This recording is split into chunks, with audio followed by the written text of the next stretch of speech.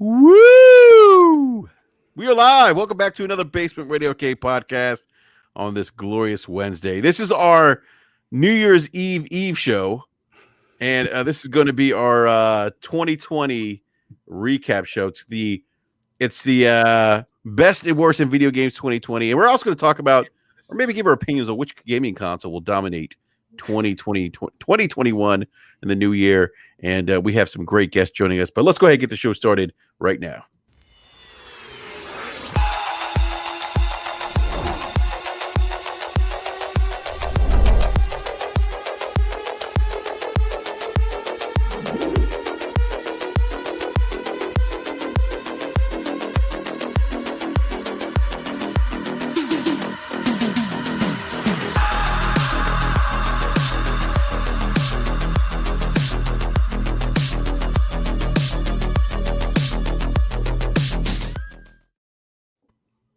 Oh man, I almost fell out of my chair doing the Harlem Shake to that intro. Sorry about that. Last time you were here, we didn't have that intro. We did it exactly, man. It's been moving on up like George and Wheezy, right? Doing your thing. Stepping my game up, as they say. On that note, welcome back everyone to BRAP. Everyone that the live chat, please hit that like button. If you're new to the show, subscribe, hit the bell for notification so you're alerted when we go live. And we have a great show. As I mentioned when we went live, this is kind of our best and worst in video games 2020. A lot of great moments this year, 2020, in terms of video games, and some not so great moments in 2020, which we'll talk about video game related. But before we get to the topics, I do want to introduce the panel and our guest this evening. I want to introduce somebody who is an industry insider in Chipotle and wings, not gaming. Got to make that clear. We got one bad mother, OBM, who I've been playing Destiny a lot with more recently. What's up, OBM? What's up, man? Thanks for having me on. As we say goodbye to the year 2020. Yeah. Don't let the door hit you in the ass, 2020. But yeah, man. Thanks for putting me on the show. I think that I appreciate you letting everybody know that you kind of overhyped your guest here today. But I appreciate you clearing that up too, because the last thing I need is people asking me for things I don't know. But yeah, if they do have any questions about Chipotle, I definitely am the insider there. Yeah, that's about it. No doubt, man. Well, hopefully you don't get any DMs, man. If you do, just lock your DMs down, man. That way people won't harass you and ask you for inside information, because OBM may or may not work at Microsoft, and I'll just leave it at that. I do not work at Microsoft. You guys can guess. I'll leave it up to the viewers to guess whether or not you do, and the people on the Twitters. So we also have a returning guest, somebody who is making his first appearance in probably a year, maybe over a year, but it's been way too long, and we're very excited to have him on. He's from the Iron Lords podcast. We have Lord Sovereign. Sav, welcome back to BRAP, sir. What's up, man? Thank you so much for having me back, man. Good to be back. The unicorn has arrived. Yes. Unicorns are real. Unicorns are real. It's like Sasquatch in GTA. You know he's there, but you can't ever find him. Oh, too funny, man. But no, it's great having you on, man. I'm glad glad we're finishing the 2020 with your return to BRAP, because like I said, it really has been definitely more than a year, I think, for sure. It's been definitely more than a year, and considering the year we just had, yeah, there's definitely a lot to talk about. And a lot of things have changed, that's for sure. Yes, absolutely. And then we have the man of many backslaps, Mr. Slow-Mo Backslap himself. 39 games beaten 2020, hashtag 40 penny. What's up, Slow-Mo? Yo, what's good, y'all? How y'all been, man? I know it's been a minute since I've been on BRAP, but yeah, I'm back, man. I hope you guys missed me, because I missed you guys. And I know I'm sounding real super excited. I'm not on drugs or anything. I'm good. I'm good. I'm not on drugs. Jesus, not high. Just to clarify that point. I'm not high this time. I promise. No. I'm just really excited to be here. To talk games. I miss talking games with people, with like-minded gamers who have the same passion for the hobby that I do. So let's do it. Let's get into it, man. Absolutely, man. Absolutely. It's great to have you back, man. We missed you last week, and I believe the man of Gaming Forte will be joining us probably shortly here. But also want to introduce B Money. B, what is going on, man? Yo, what's going on? I'm glad to be back. I feel like I haven't been here in a while, but I'm glad to finally return. It's just been a crazy few weeks for me lately, so I'm glad to be back talking video games, man. Last show of the year, so I'm super excited. Let's talk about the good, bad, and the ugly of 2020. Oh yeah, there's definitely a lot of that to talk about for sure. A lot of ugly. Yeah, would you say a lot of ugly? Yeah. So it's a lot of waking up in the morning and looking around like, wait. Where am I? Different last night. Well, what happened? Whoa! Well, what happened? Yeah, I hear that. Looks like you left your face on the pillow. What's up? Wow! Wow! Who are you? I don't remember going home with you. Put your makeup back on, please. All right, I could go down a rabbit hole here, but I'm not going to. Look, real quick before we get into the topics, this is something I don't know if we could classify this as ugly or whatever the case is, but Ninja's back in the news for apparently being toxic. I don't know if you guys saw the video that was released of him getting into it with a teammate of his playing a multiplayer game, and I apologize, I don't know what game they were playing. Do you know for Slow-Mo? I don't know if you saw the video. I think it was Valorant. I mean, I didn't watch the video. I just kind of saw the description in the tweet of what the video was about. I know it was Valorant. I haven't even played Valorant. I know it's very similar to like it's a very popular game. It's very similar, like one of those hero shooters like Overwatch, but just a little bit different, a little bit more tactical than Overwatch is. Like Overwatch meets CS:GO. Yeah, okay. Yeah, that's almost kind of how I would describe Rogue Company when in terms of all the shooting elements. But like each character has their own abilities and loadout and special abilities and stuff like that. But in Valorant's a little bit more not sci-fi but fantasy oriented with like abilities and powers and stuff. It's very popular. Probably is going to have big legs in the future. But yeah, I know Ninja is.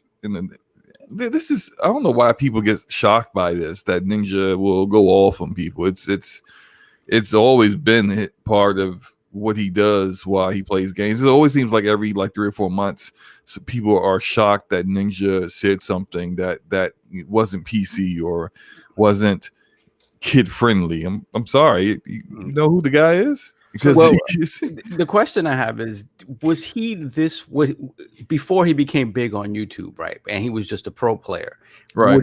Was he known for calling out his teammates then? Yeah. Okay, so this is par for the course then, because then it would be a thing like, oh, I'm Ninja, I can call you out because I'm Ninja. Rather no, it's not. It's just the way he is. Right. Yeah, it's not like I'm Ninja now. I'm feeling myself. I play Fortnite with celebrities. Who are you? Who are you? Get off my thing. Exactly. No, he's always been that kind of dude. But I still find it to be pretty tame. Like I didn't see that clip, but I would say that the other stuff I've seen from Ninja has always been like as far lukewarm when it comes to the toxicity that people would claim is like toxic behavior. I've seen much worse. We've probably been through much worse. If you've been playing, you've been gaming for a while. Per se, I don't really view that as toxic. What he was saying, I mean, what did he say exactly? He was just like, like telling the guy he sucked and like, the guy, apparently, from what I'm reading, the guy was. Whatever character he was playing died very early on in the rounds that we're playing, and it's ranked play. So he's like, yo, you're not taking it seriously enough. And and so the dude is like, yo, you can't, don't tell me to be quiet or whatever the case. I don't care who you are. See, the dude brought up, I don't care who you are. The guy started talking smack a little bit. Oh, okay, yes. But he asked for it then. My bad. Go ahead. So I mean, look, for me, this guy, his roots are competitive play. If that hasn't left him, then anytime he plays competitively, anything that's ranked, he's gonna. And didn't we had this discussion about him not too long ago when he did something against similar. Like, he called somebody out. Like, he called somebody. I don't think it was that he called someone out. He had a little rant on. Yes, that was it. Mm-hmm. Yeah, he was just like, this is how I talk. I want to win. If you're not trying to win, then what are you doing? What are you doing? And I quite didn't think it was. I kind of thought he was a little off with what he said, but it lets me know that this has always been his mentality and how he approaches gaming and his hobby. And look, I get on my boys all the time. Like, I play Road Company with my known these guys for forever, homies, right? And like, they suck. They know they suck. But some of them watch BRAP, so shout out to you guys. But they know they trash. They know it, right? Regardless of the fact that I'm like carrying the team, I'm like, nah, man, no, seriously, like, you look at your KD right now. You got 2 downs. Like, I don't want to hear nothing. Like, it's just, if that's toxic, then I'm sorry. Like, it is what it is. I think that is, when it comes to any competitive game, you're gonna get that kind of talk, especially among teammates. You're gonna say what you gotta say to get your people to do better. And if they don't realize, like, you playing like trash right now, I'm gonna let you know. Playing like trash. Get it together. Yeah, it sounds like a non-story. I mean, anybody who has ever played pickup basketball, I think that's kind of the same thing. I mean, not that I play pickup basketball anymore, because I break every time I try to do that anymore. But back in the day, when we would go out there to the courts, that's the same stuff, man. It's like that's not even. I think when we talk about toxicity and stuff like that, I don't put that in the same bucket. You know what you're getting. And if you don't want to play with players that are competitive, don't play with players that are competitive. Look, right. I mean, like the thing. Okay, so like Cog. I'm sorry, Sav. I called you Cog. Sav. Well, to your point about like the 17-year-old, like, kind of talking trash. Like, he actually started it. Like, he was like basically, this guy was like 17-year-old player. Starts like kind of bashing Ninja's play style, and then things start escalating from there, right? And like, eventually they just like, dude, shut the F up, right? And this is when the guy starts like mentioning like Ninja's wealth and yada yada yada, and this is a competitive like jealousy. Yeah, so this is a competitive multiplayer game, and like, we know Ninja's competitive. Look, and if you've ever been a competitive gamer. And OBM, you could probably speak to this from the early days of the OG Xbox on Xbox Live, like when we used to run in Xbox Live clans and game competitively. I mean, I was never that competitive, but I played with a lot of guys that did. I usually just go on there to chill out, and I mean, especially these days, I don't mind teaming up with people who don't know what they're doing, and because most games I don't know what I'm doing. I'd probably be like, Enrique playing NBA 2K against. No. So, don't let him blow your head up, B. Hey, man. I just speaking facts. It just feels like people throw around that word toxic, like they sort of because again, the Lords come from that competitive gameplay too, and we'd be cursing each other out, but it was Halo, it was wrestling, it was Tekken. I mean, and we would go like there'd be physical fights that came out of a lot of these matches and whatnot. So I mean, it's one thing if he came into a situation where people were casually playing and then he's ripping on them for not trying hard enough. That's a different thing. But you're on a professional team. You're playing in a ranked match. Yeah, exactly. You're gonna get called out, especially if it's a ranked match. Nobody wants. Most of these games that have ranked modes, you will lose rank if you just lose the match. It doesn't matter if you were the MVP of the entire, like literally you were the best player in the entire game. Both teams, you're the best.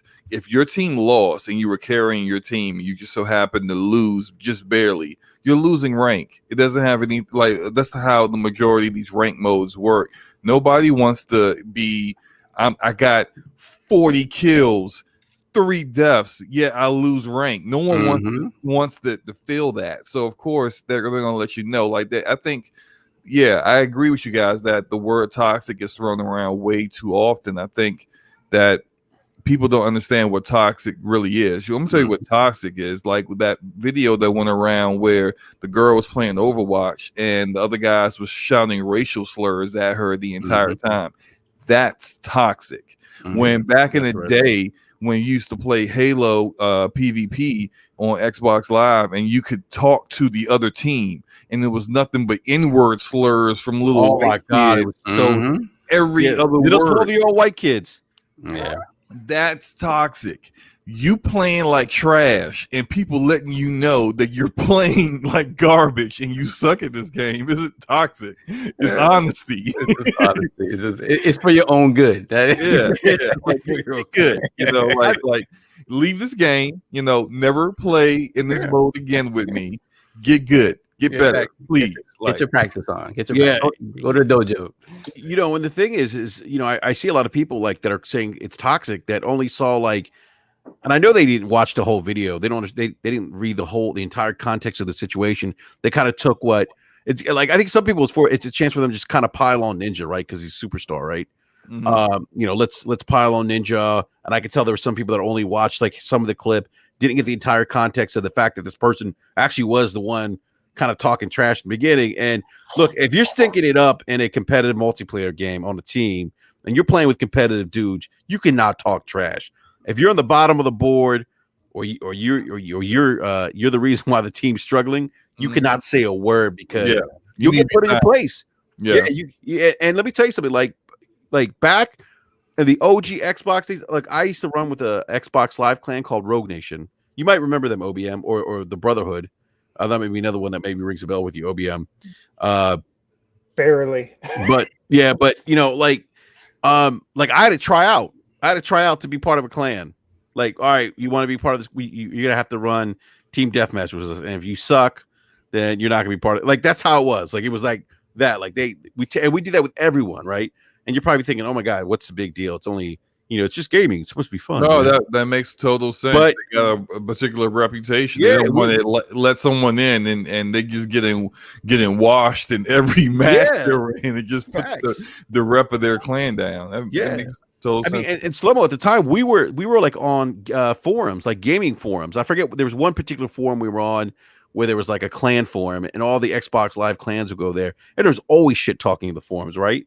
So we would have to try out. There was people jumping from clans to clans. It was crazy. You'd be surprised the kind of drama there was at times. But I mean, like we would, and even when we weren't playing competitively against a clan, if we were playing with someone who was like just like for fun, if you will, like team deathmatch or something, like when Gears first dropped on the 360, like we would, or like Halo 2 on the OG Xbox. I mean, we would kick people out of games without even warning. Just boot them. Whoever the host was, they would boot them. Jeez. Oh man. if you were trash, when Gears first released, like if you were trash, you're getting booted. And absolutely. If you're trying out for a clan, like every team starts from both sides of the map or whatever. We would send you out there, and you have to kill 3 people.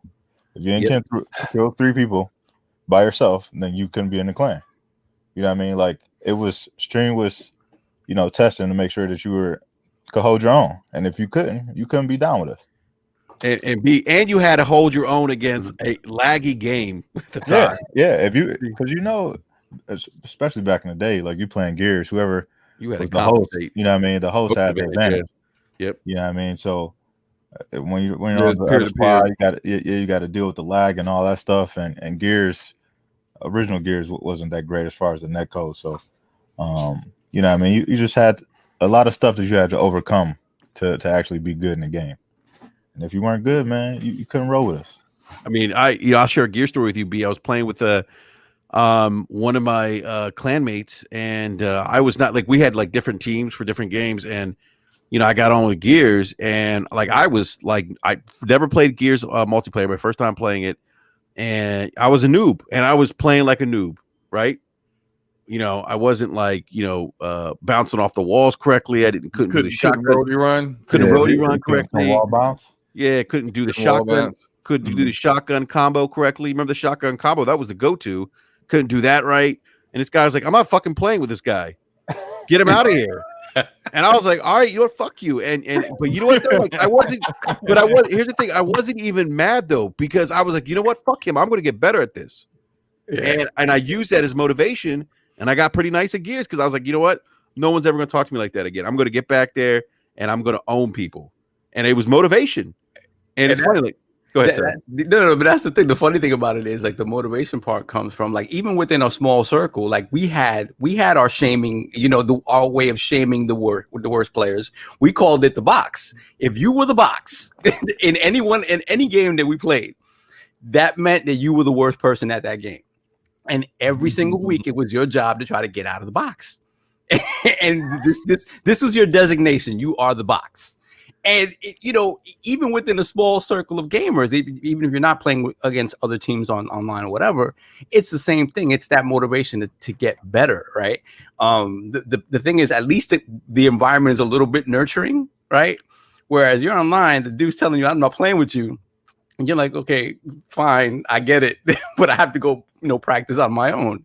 Like, it's a totally different dynamic. It's a dynamic that, for me, once online gaming became the big thing, that's when I became the single player selfish experience guy, because I was like, I was good at certain things. I was never the best at shooting games. I was great at wrestling games. I was great at fighting games.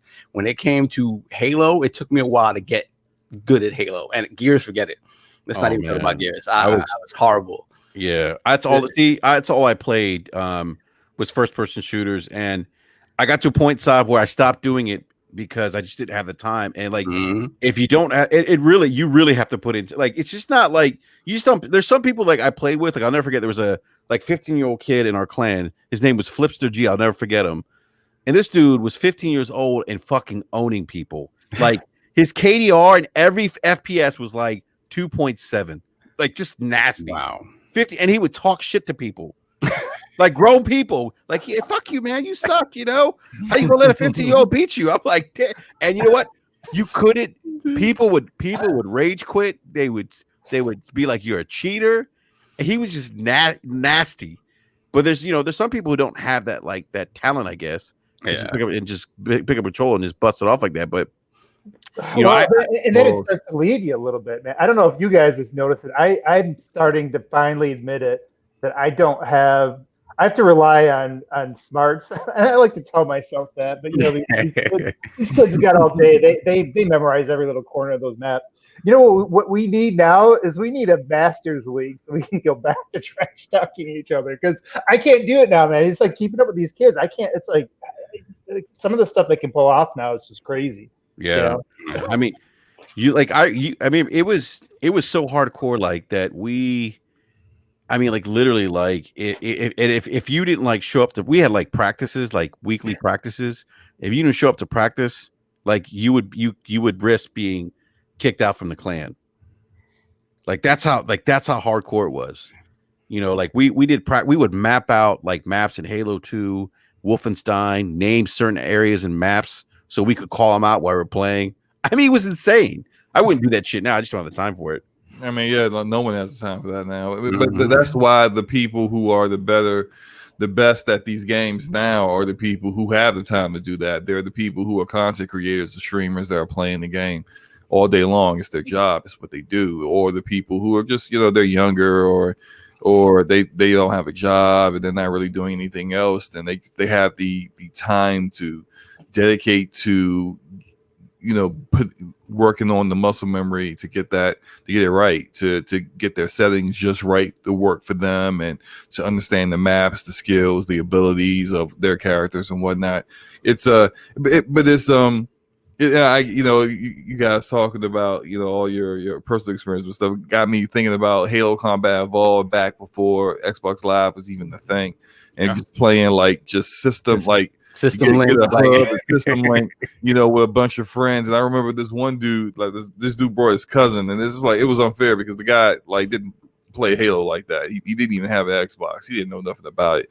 He got, like, I think his KD was 0 for 30 in a match, and we just dubbed him Bullseye after that. Like, every time he played with us, he was Bullseye. And then we made a competition where it was like, if he ever got a kill on you, that you would have to, the very next match, you would have to change your color of your Spartan to pink, like that fluorescent pink. It was just like just shaming one another for to even allow this loser to beat you. And it was just it was crazy. But like that's what you do when you play games like that all the time.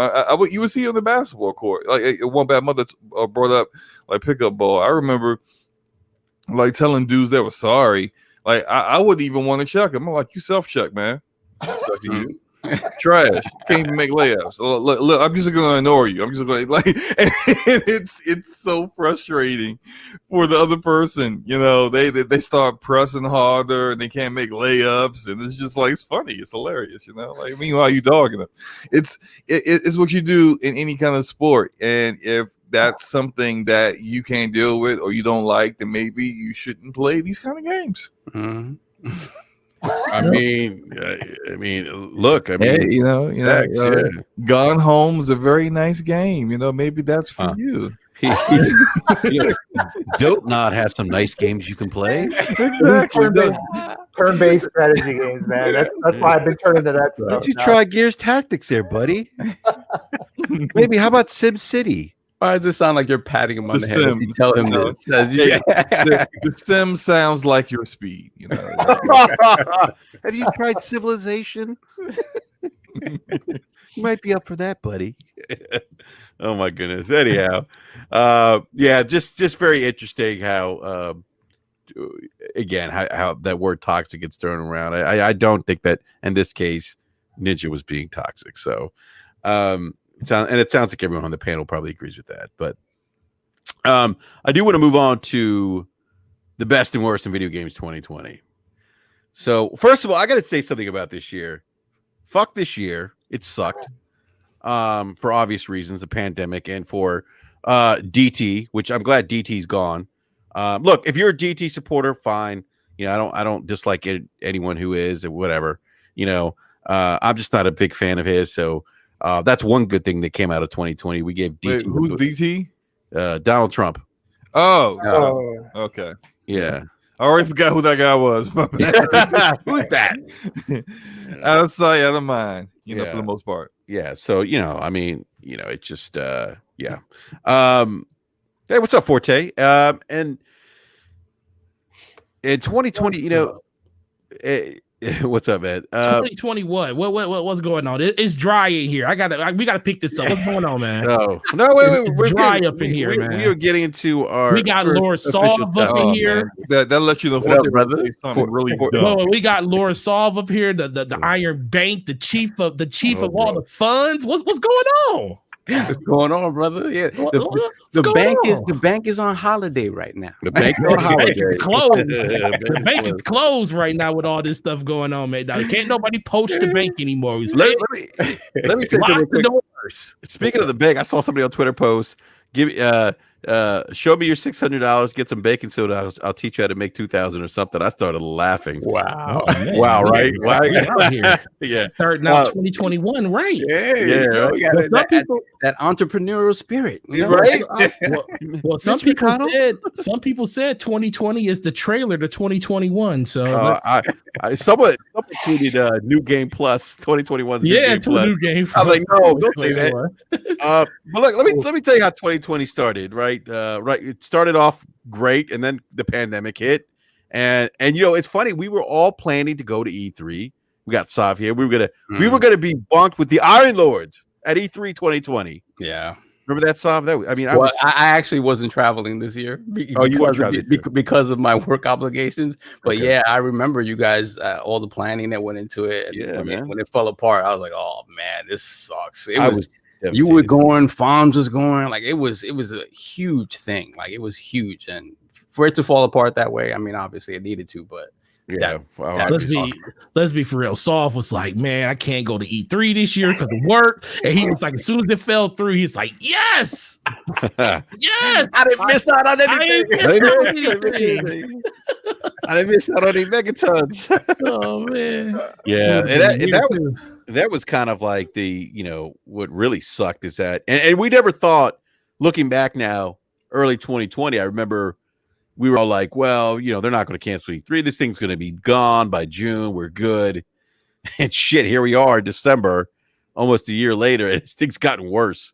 Yeah. And it's just, it sucks. But I want to go to our guest first. I'll go with you, Sav, and OBM. So, what are your best and worst moments in video games, either in terms of a game you play, gaming announcements? Obviously, if you saw the thumbnail for this podcast, the Craig's on there. That's a low point for me for 2020. What are your best and worst moments in video games 2020 this year? Let me see. So from a game perspective, just talking about a specific game, I don't think I had any more joy playing a game this year than Hades. When I threw Hades on, and I was almost tempted to play it in early access, and I was like, no, I'm just gonna wait. And when I threw the game on, I'm just like, this feels like, it just felt so good to play. And the voice acting, the overall narrative, I was like, what the heck? Like, this game has no right being this good. But it was just one of those things. When you look at everything surrounding the game, where there was how it was handled in early access, all the positivity around it, and then the game coming out and it being as good as it was, everything around it just made me just put a smile on my face, honestly. And in terms of pure fun, I think that's the most pure fun I had this year playing a game. That was huge for me. Yeah, man, Hades was great. Hey, as soon as I started playing it, if you notice the last couple of Iron Lord podcasts leading up to Game of the Year announcements, I'm like, Hades my Game of the Year. That's it. Like, and every week it was reinforced. Oh, Hades still my Game of the Year. Like, I don't know how this little game is doing it, but it's my Game of the Year. That's a good question. With it being nominated for Game of the Year, so I take it you were like 100% worthy of it. 100% worthy. 100%. A lot of people were wondering, it's like, dude, nobody's played this game. I mean, of course, like in our community, but a lot of people did play for it to get that type of consideration. Yeah. But it was like a big thing, like, oh man, it could have been other games in there. There's a whole bunch of games that got snubbed out, but it's good to hear that, in your eyes, that game really deserved to be in that category, because there was a lot of people that were pushing back, like, what is this game? I've never even heard of it. And hopefully that pushed them to play that game. I mean, it's not a big investment. I think at its highest, it's $25, and it's well worth it. And if you like roguelikes, but you also like narrative, it's a mixture that we really haven't seen before, where if you're into the repetition of a roguelike and just jumping back in, it gives you that, right? And in terms of the variety in gameplay, variety in weapons, the fact that it moves so smoothly, it controls perfectly, and then you couple that with narrative that's on par with bigger games. Like, I was blown away, completely blown away. I was like, wow, wait a minute. When you're playing it, you're like, is this a Game of the Year contender? And you're like, yeah, it is. It's kind of crazy. And again, I hope it pushed people to play it, because so you're in the camp of people, because I know when it comes to Ori, there are a lot of people that felt like Ori should have been in the Game of the Year nominees list, and they always feel like Hades is the one that should have been removed for Ori. So you're on the side that Hades is exactly where it needs to be. I mean, I think Ori got shafted for sure. I think at the end of the day, as much as I love Doom, I think by the time voting came around and the Game of the Year came around, I think there were things that usurped Doom. And as much as I love Doom 2016, I have to say that for whatever the reason, when Doom came out, I was excited the first week. I played a lot of it the first week, and then I fell off. And I didn't quite understand why. But it just felt like it was more of the same, which was good, but it was more amped up. It was very amplified. It was kind of pushed to level 20 or whatever, and it was great. But for whatever reason, it didn't give me that same wow factor feeling that I had when 2016 came out. I'm like, well, wow, they reimagined Doom and they got it right. So that by the time voting came around, to me, Doom is the one that stuck out as the one that shouldn't have been there. To be honest. But I think that the replacement for that should have been Ori. The problem with Ori is that it launched rough, and then obviously obviously by the time the end of the year came around, it was amazing. And if you had a Series X or whatever, then you can play it, in downsample 120 frames. Yeah, 120 frames, 6K downsample to 4K, like an absolutely like stellar experience. But at the start of the year when it came out, not so much.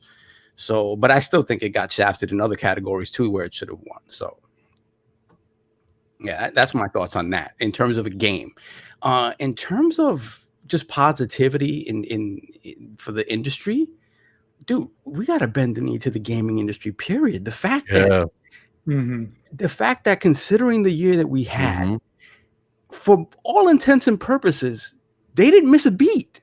No, we got new consoles. The vast majority of games that were going to come out came out. We got delays like we always get, but for the most part, the transition to work from home was fairly smooth. And it's baffling to me. But if there's one industry that got stronger during this, I think it's the gaming industry. So bend the knee to that, man. I was fully expecting this year to be a wash, complete wash, and it turned out not to be that in that regard.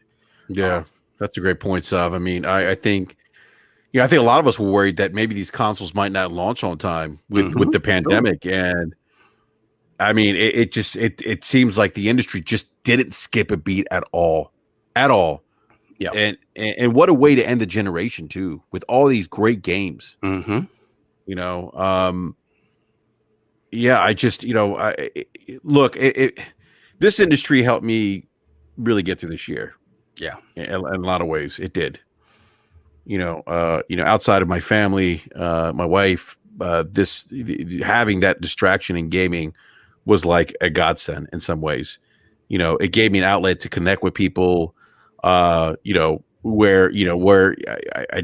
I just can't connect with people like I'm used to because of this pandemic. We just can't a lot of times, So that's a great point, Sav. Like you mentioned, like you just didn't skip a beat. They really didn't. They really didn't. I mean, they really didn't. And they talk so much about how difficult it was, right? Obviously, to get people, to get these high-powered machines into people's homes so they can keep working and stuff. And none of the logistics behind that are easy. But they managed to do it. And it's just, so I didn't have a lot of sort of sympathy for people sort of whining about stuff this year, considering, how difficult things were and considering what we still got. Yeah, it's amazing to me. It really is, because this year could have been a total wash, and we could have had no new systems, every game in the book delayed, and we'd still be playing on our 1X and our PS4, and which isn't necessarily anything wrong with that, but considering the year we were expecting to have and the one we still got, I think we came out pretty good, pretty okay. More importantly, don't forget, PCMR got new GPUs. I just want to throw that out there. That happened. Yeah, they did. They got new GPUs. Man, guess what? Those new GPUs that's coming out next year look like they're going to lap the ones that people just bought. Yeah. So guess what? I'm waiting. Your boy gonna be sitting. I was like, 3080 Ti. Now I'm waiting. I'm waiting again. Wait for that 3080 Ti. My 20. Why? The 4080 probably gonna be better than that. But the 4080 is not coming out next year, though. That's not coming out next year. That's like 2022. 60 might be better. We'll get the Ti. We'll get the 3080 Ti this year. 3070 Ti and 3080 Ti are rumored. Ooh, I saw those numbers. I was like, man, they who say consoles gonna keep up with PC? Okay, who's this guy? Okay, who's this guy in the live chat says those GPUs suck for the money they cost? What? Huh? What? Repeat that? GPUs are cheaper than they've ever been. Did he put that in color for you to read that? No, he didn't. You reading? You I'm giving away. I'm giving away free marketing. You're right there, Forte. Yeah, you giving that man too much clout. Yeah, I need to say what does Lord King say? If you want to talk, you got to pay. What is it? Yeah, I only see in color. I only see in color. Yeah. I told you, I stole that. As soon as I heard it, I stole it. Yeah, I tell you, I feel the same way. The GPU thing as well. Like, I didn't even try to get one. So the fact that these are coming behind them so hot is fine. It's great. But with the TVs too, everybody was going bonkers for the C10, and I'm like, yes, it's a great TV, but something tells me just hold my head a little bit. Just hold my head. Let's go. So we have all this new tech coming down the pipeline. We'll find out in like 2 weeks what's coming down the pipeline for 2021. But it's just like, man, if there's one thing for me with OLEDs that just kind of had me hold my head a little bit, is just the brightness. When you've been playing on an LED TV and you've been hitting, 1500 nits of HDR brightness, you're like, man, I don't want to drop down to 750 because I'm really going to notice it. But OLED technology is getting brighter next year. Like, there's so many options coming down the pipeline. And I'm like, okay, great. The FOMO didn't get me. I was able to hold on. Yeah, I got you. The problem is this is what got me, because I wanted to upgrade my TV because I want to run 120 hertz, but I didn't. Mm-hmm. My biggest thing for me is it's like at the end of the year is when all of these TVs and these huge sales happen, but you're literally right around the corner from CES and everything else getting announced for the new year. So it's like, as soon as you buy a brand new TV, you're looking at within 4 to 5 months, your TV being not in void. It's like your TV is old news now. Yeah. I it's funny you mentioned that, Forte. I just picked up a new TV. And I thought about it, but I was like, you know what? I'm just going to pull the trigger right now. I couldn't wait. That's just, that's a me problem. But I thought about it. I was in the same mindset. I was like, maybe I should wait. CES around the corner. But then I was like, you know what? I saw this TV. I got a Vizio Quantum P. I picked up for like $979. Yeah, and it's 65-inch.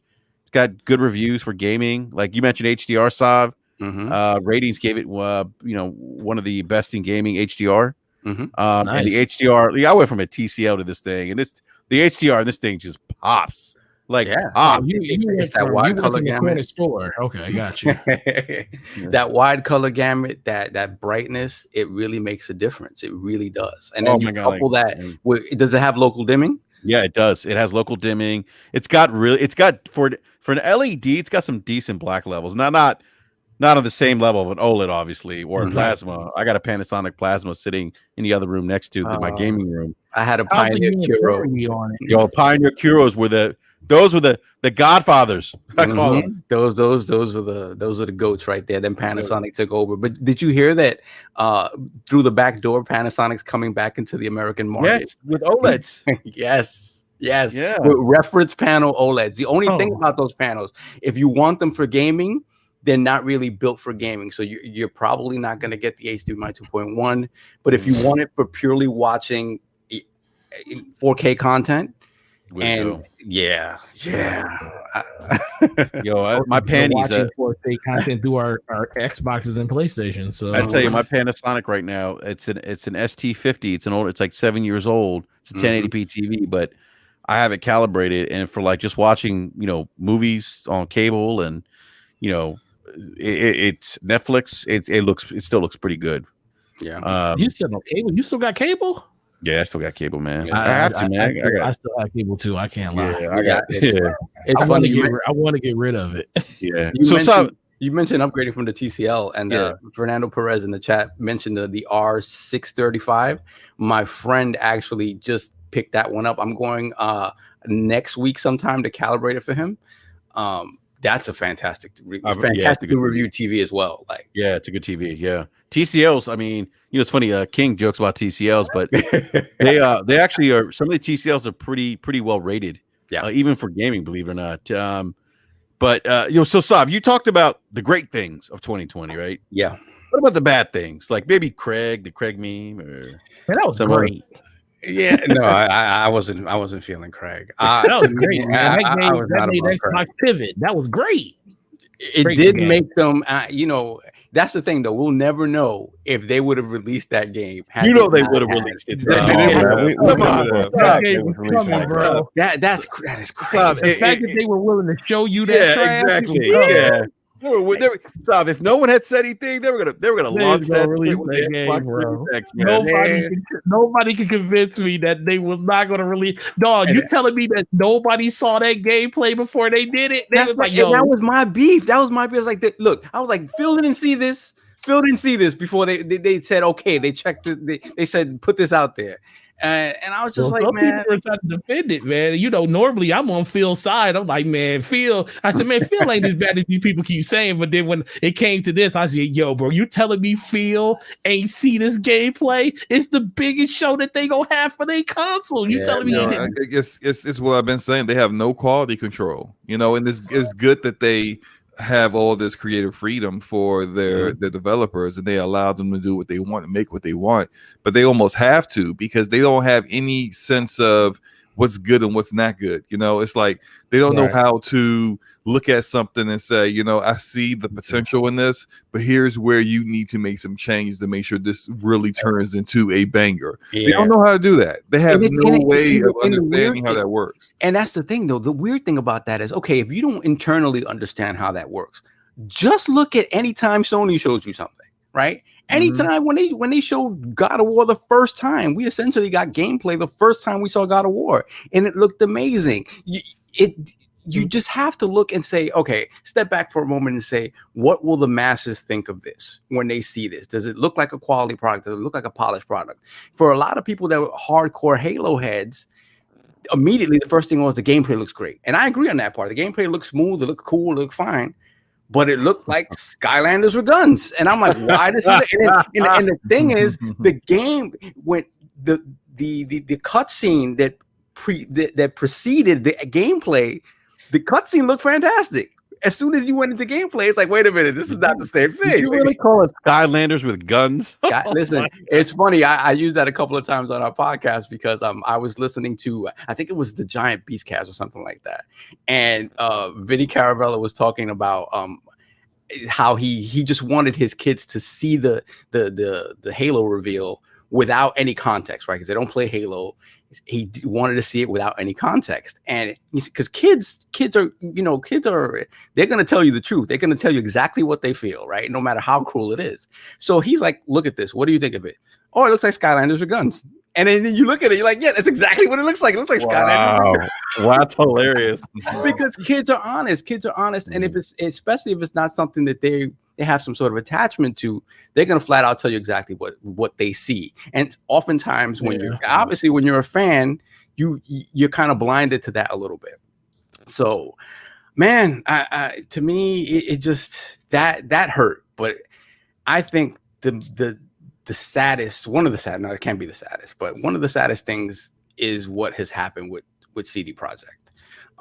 Because the thing about it is, it's a big one. It's through no fault of the people that are making the game, the people that are making the product and putting that product out. This isn't their fault. Everything. The problem with gaming and any industry, right, but particularly gaming, where you're sort of this cross section between big business and art, is that the big business always wins out in terms of what happens with the product, right? The art is always going to suffer for the almighty dollar. That's what happens, especially at this level. So, the fact that somebody who had no hand in actually making the game made decisions to put this game out in the state that it was in and affect the entire reputation of the company in the process, it sucks, because the brunt of that goes to the people that the blame goes to the people that don't deserve it. The people that have to hear it and hear us bitching and moaning about it, or the people that tried their hardest to make the best game possible and knew in their heart of hearts that if they had control of the situation, there's not a chance in hell that game is coming out looking like that. So it's sad, man, because CDPR, to me, in the console space, they did not have that sort of reputation, right? Because the first Witcher never came out in the console space. Witcher 2 came out much later on the Xbox. I don't think it even came to PlayStation, if I recall. After it was huge on PC. So really, The Witcher 3 was their first big foray into the console space. And so that game launched with a lot of problems, but because of its scope and what it tried to do, and the fact of all the goodwill of all the free DLCs and stuff like that, they garnered a reputation for being very, pro-consumer, and it was well earned. And then the product just continued to be, more and more polished until we got this amazing, crazy RPG. The thing about it is that now this game, Cyberpunk, is sort of burdened with they're burdened with expectation, right? And I think the expectations and the hype sort of by the time the actual product came out, and again, the product that came out, they had no hand in sort of how it came out, and it blew up in their faces. And it just sucks because, look, at the end of the day, it's a game. It's a game, and all these people talking about, oh, I don't trust them anymore. I'll never give them $1 again. You know, that's a bit too much. Like, they'll fix the game. The game will be fine, whether you like it or not. But I think at the end of the day, it's tough because they're going to have a lot to make up in terms of goodwill with people. Obviously, every DLC that comes down the pipeline better be free, because if it's not, people are going to have a problem. But I think it's sad because it happened in the span of a week. In the span of a week, you know, everything sort of fell apart through no fault of their own. So that's it. That to me is one of the saddest stories. Yeah. No, sorry for the long diatribe. No. I mean, that's a big one. I mean, I think that for me probably overshadows some of the other things, like you know, the poor showing of Halo Infinite, and you know, it's one of those stories like of like people falling from the mountaintop per se, right? But to your point, Sav, it's not the developer's fault per se. It's the, you know, the individuals calling the shots, like you know, the CEO and you know, the people on the business side of things, and they just unfortunately went down a route to really be shady about this game. You know, not allowing reviewers to show their own in-game footage, then only giving the reviews for PCs. They knew the PCs, for the most part, worked well, right? It's just one of those things, and it may be for 2020. They may be a redemption story for 2021, maybe. I mean, I think gamers love redemption. Gamers love to tear stuff down, because, and I'm generalizing because it's not everybody, but oftentimes the vocal minority kind of bubbles up to the top, and that's kind of that's what we hear. But they also do love a redemption story. If they come back and turn this game around, and this game is running beautifully on next gen consoles with a next gen patch, if they're able to get it running decently on last gen hardware, yeah, I think in people's memories will get shorter. But it's going to have to come again. It's the development team that's going to have to bear that sort of burden and sort of fix it, whereas it wasn't their fault. Like, I see somebody in the chat talking about, yeah, we worked on this game for nearly 8 years, and the last 8 months is what ruined us. Yeah, you know, that doesn't make a lot of sense. You got to understand, if the scope of this game probably got out of their hands at some point. They're like, this game is going to be bigger than anything we've ever done. And, you know, we didn't rein that in. And now we have this product that has to live up to this hype. So if they need you know, it's also, I didn't mean to cut you off, but no, not at all. Really not even really 8 years. Because like from on the outside looking at, gamers always look at like when a game was announced and go, oh, you've been working on this from that moment on, and we put on our you know, Monday morning quarterback kind of look into it and say, oh, well, I mean, you've been going hard with all these developers for 8 years, and this is what you got, but that's not really what happened. CD Projekt Red, although it was kind of put on a pedestal with a reputation they didn't really earn. But as a developer, they have been more and really much smaller than what people have perceived them to be. They had a skeleton crew on Cyberpunk for the large portion of that time period. It wasn't until like 2016 that they really started working on the game in earnest. And that was when they had the majority of the developers off of The Witcher 3 and its various expansions. And then all of them were working on Cyberpunk. And at that point, it's like really your development is really 4 years. Yeah. I think they specifically said that too. When was the announced trailer? 2013 or 2014? 2012, I think. 2012. Yeah, it was end of 2012. So at that point, they had they put that together in a matter of weeks, because they had just signed the contract with Mike Pondsmith to get the license. So they had nothing. So they excitedly went and made a trailer, and that was it. So yeah, like you said, like they didn't start working in earnest. If you think about actually working on the game proper, till maybe 2 years after that point, if even later than that. Like you said, they were busy working on The Witcher as well. So it is a matter of whiteboarding everything, and then once you're done with The Witcher, and The Witcher took a considerable amount of time, and then you also have all those DLCs for The Witcher. Yeah, they didn't start working on this game in earnest till probably 2016, like you say. And at the end of the day, it's a more ambitious game than The Witcher. So the expectation that it would take 5 years to actually working on the game proper isn't out of the realm of possibility. Yeah, so and it definitely needed at the most another year. And like if it came out spring of next year, this game probably would be a major 2021 game of the year contender, based on the content, the story, what they really had here. But with the way it launched and the issues and the hit to the reputation and just overall how gamers feel about the game in general. Like I'm playing the game on PC, got all kinds of issues going on, and that's the best platform to play it on. Man, they come out with updates and patches to fix things, and I'm like, yo, why is my performance getting worse? They're trying to figure it out. It goes up and down, and it's one of those things like you're not going to get a polished product until and you may never get the polished product that you want, right? It's always going to be up and down.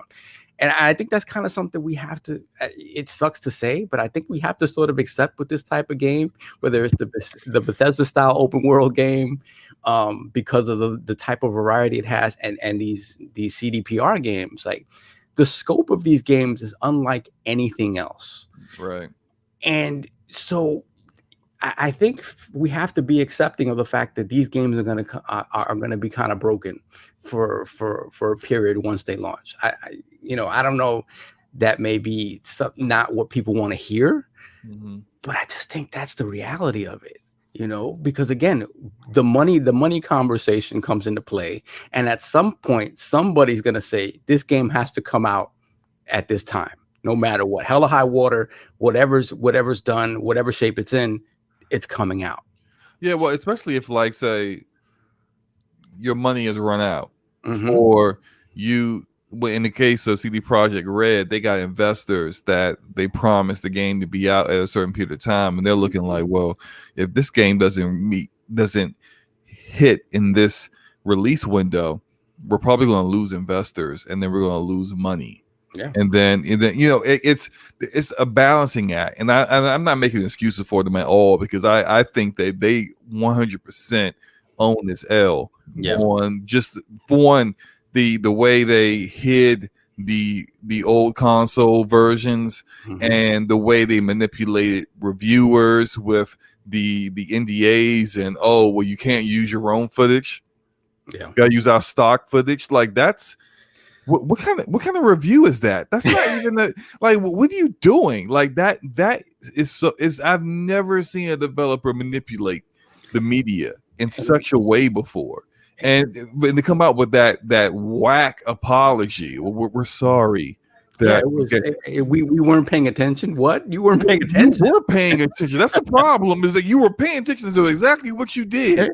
They you know what they paid attention to? They were paying attention to those 8 million pre-orders, and they wanted to make sure. And that's where the money came in. It's like, wait a minute, we're not going to lose these pre-orders. Put it out.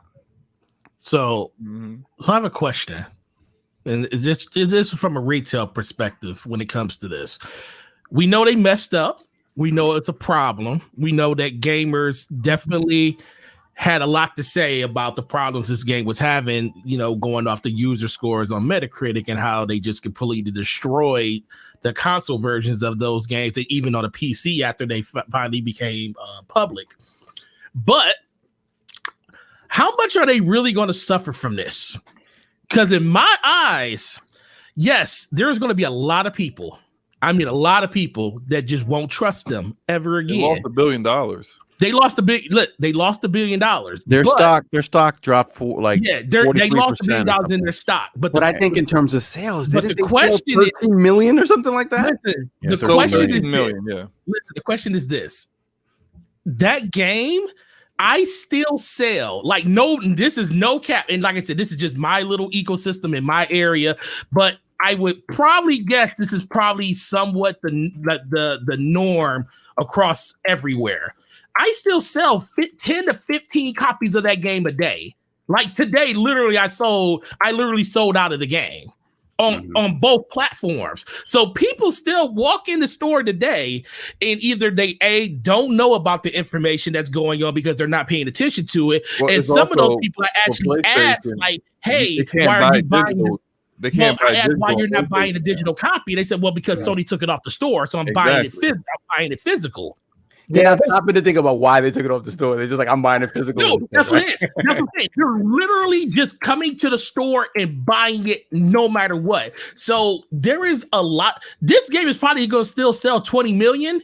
It's going to sell 7 million even after this all happened. So yes, a lot of people are not going to pick up when the next gen console patches hit in like March or whenever they're going to come just out. blow up and sell all over again. Yeah. Right. I think that's looking at it a little too short term though. Like the reason why they lost so much value in their stock is because of the brand. And any major corporation will tell you like protecting their brand is like big picture, that's probably more important than if they would have got 25% more sales or something like that. And there's usually a lag. Like if you think about it feels like there's a lag with a lot of things in entertainment. It always feels like sometimes the sequels get maybe too much credit sometimes for the game that came out before that, or vice versa. It gets a little bit more slack because of the game that came out before that. And I think a lot of times with companies too, this time they're living off of the brand that they established with Witcher 3. And I think what you'll see in the future is they're going to lose some of that trust. And and I think that is probably the biggest issue with the Cyberpunk situation is, you got to think about really, like for me, when people talk about Cyberpunk and it being a negative, I think it's an easy negative for probably most people for 2020 in a gaming. But I don't look so much at where that game stands today, because again, they're in the pandemic. They're shooting high. If we want to see developers continue to take big swings at things that they've never swung at before, or go for big scope, or something that's super ambitious, they like to what Sav was saying, they are sometimes going to fall short, or it's going to come out and it's not going to be all right. Where the issue is, and you kind of already touched on this, is really the communication. It's the manipulation of people. It's losing that trust. Had they had people had an idea. People went in buying the PlayStation and the Xbox One versions, PS4, Xbox One, thinking they were getting a PC version because that's what was advertised for a couple of years. And I know there was technically some other stuff. It's the only screenshots you could find, only footage you can find of the game. Yeah, the only video footage and JPEG screenshots that you could find of this game came off a PC, and not just any PC, the very best PCs. It's 1000%, a big ploy, a gotcha. If you're just a regular gamer, and you're not really into it the way the rest of us are, and you see this game and you're like, wow, that looks amazing. All these bright lights and flat. They don't know what ray tracing is, but they can see it and it looks amazing. I can get this on my PlayStation 4. Hey, let's go. And then they get the PlayStation 4 and they're getting T-poses all over the place. And cars are flying through the air. And they're talking to NPCs, and the NPCs look like mannequins for like 30 seconds before their face shows up. And then in other places, the game looks worse than the PS3 game. And it's just like, no, this is not the game I bought. Yeah. And so this is why they got 4 class action lawsuits. This is the long term of it, Forte. They got 4 class action lawsuits levied against them. Yeah, it's not good. Now, on the other side, the actual people who are in the lawsuit, like if I decide to join up on it, I'm probably gonna get like $5 out of it. Yeah. But on their side, they're gonna lose a ton of money off of the resolution of this, whether they settle out of court or whether they go to court and lose, even if they win, all the legal fees they have to pay just to fight all 4 of these, it is definitely a wake up call, I think, to this entire industry of what can happen to you, especially when you have this kind of reputation. If this was Activision and EA, it wouldn't even be like this because no one expects that of them. We already know who you are. And you trash, and we know you're gonna treat us like trash. So if I buy your game, it's my fault for not realizing you've been trash for a decade, right? But when you market yourself and you go out there and you even tweet at people like we would never do what they do. We don't have loot boxes in our games. So we are gonna have microtransactions in our multiplayer. My bad. we don't, we're so pro gamer. We do this for you guys. We want to make sure that all of our expansions and DLC is just full of content for just a low price, yada yada yada. But then you're manipulating people. You're manipulating the gaming media. You're manipulating content creators, reviewers, the consumers. You even throwing your partners on the platforms under the bus to try to save yourselves. Like you're hurting your reputation with Microsoft and Sony. Why next time they come out with a game, it ain't gonna be like it was this time. Oh, hey, you got, give us that waiver where you certify us even though we didn't pass certification. We're gonna make sure it's good to go before launch. They lost that with Sony. That's gone. Yeah, exactly. No, and I bet the only reason why they still got it with Microsoft is due to the whole marketing deal, but privately. Those Xbox division meetings probably looking a lot similar to what Sony's are. Like, they're not getting that pass again. They're not getting that pass again ever. And you know what though? That's what should happen. I don't care who you are. You should not be able to skip cert. You just shouldn't. I'm sorry. No, yeah. I think that's crap that any developer, regardless of your prominence, gets to skip that. And this is proof of it. Just because you got a big name doesn't mean you're actually going to deliver on launch. You're gonna make us all look bad. If the little developers can't do it, why should you do it? You should be able to do Yeah. it. I want to go to OBM real quick with his kind of best and worst of 2020. OBM, sounds like maybe your worst. You would agree with us. Maybe the cyberpunk thing probably goes up there as one of the worst things. But just quickly, give us your list of best 2020 and then worst 2020. Yeah. So like Sav actually stole a lot of my thunder going Sorry. So no, some great takes, by the way. But and I would reiterate that really the industry, like when you think about how the rest of the world's kind of gone this year, the gaming industry really punched above its weight. I think it's come through in a lot of different ways. For me personally, if I were to make it more personal, best of 2020 related to gaming, it would tie back to that fact that I probably made more friends online, and I'd say it's been a year of discovery almost for gaming in a weird way. It's like I probably played more genres, more different types of games than I've ever played. I've played with more people online than I've played with in a long time. Did you get a PC, gaming PC too? Yeah, no, I don't want to deal with you cheaters.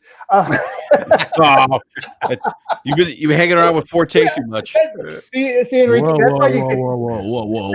that's why Enrique can talk shit like he could like. I don't know what he's talking about. I actually jump between console and PC, sir. I don't just stick on one platform. No, I think he's talking about PC. He doesn't want to hang out with PC cheaters. He's talking about you. No, I don't cheat. Hey, you know what? Put that evil on me, Ricky Bobby.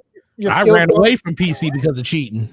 Yeah, your skills don't age when you got those aimbots, So like it's easy to talk shit. Like tell him that's what he be doing in Warzone. I saw the clips.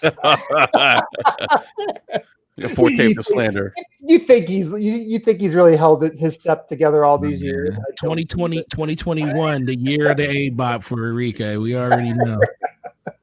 What's the next shooter he's going to try to become a god at?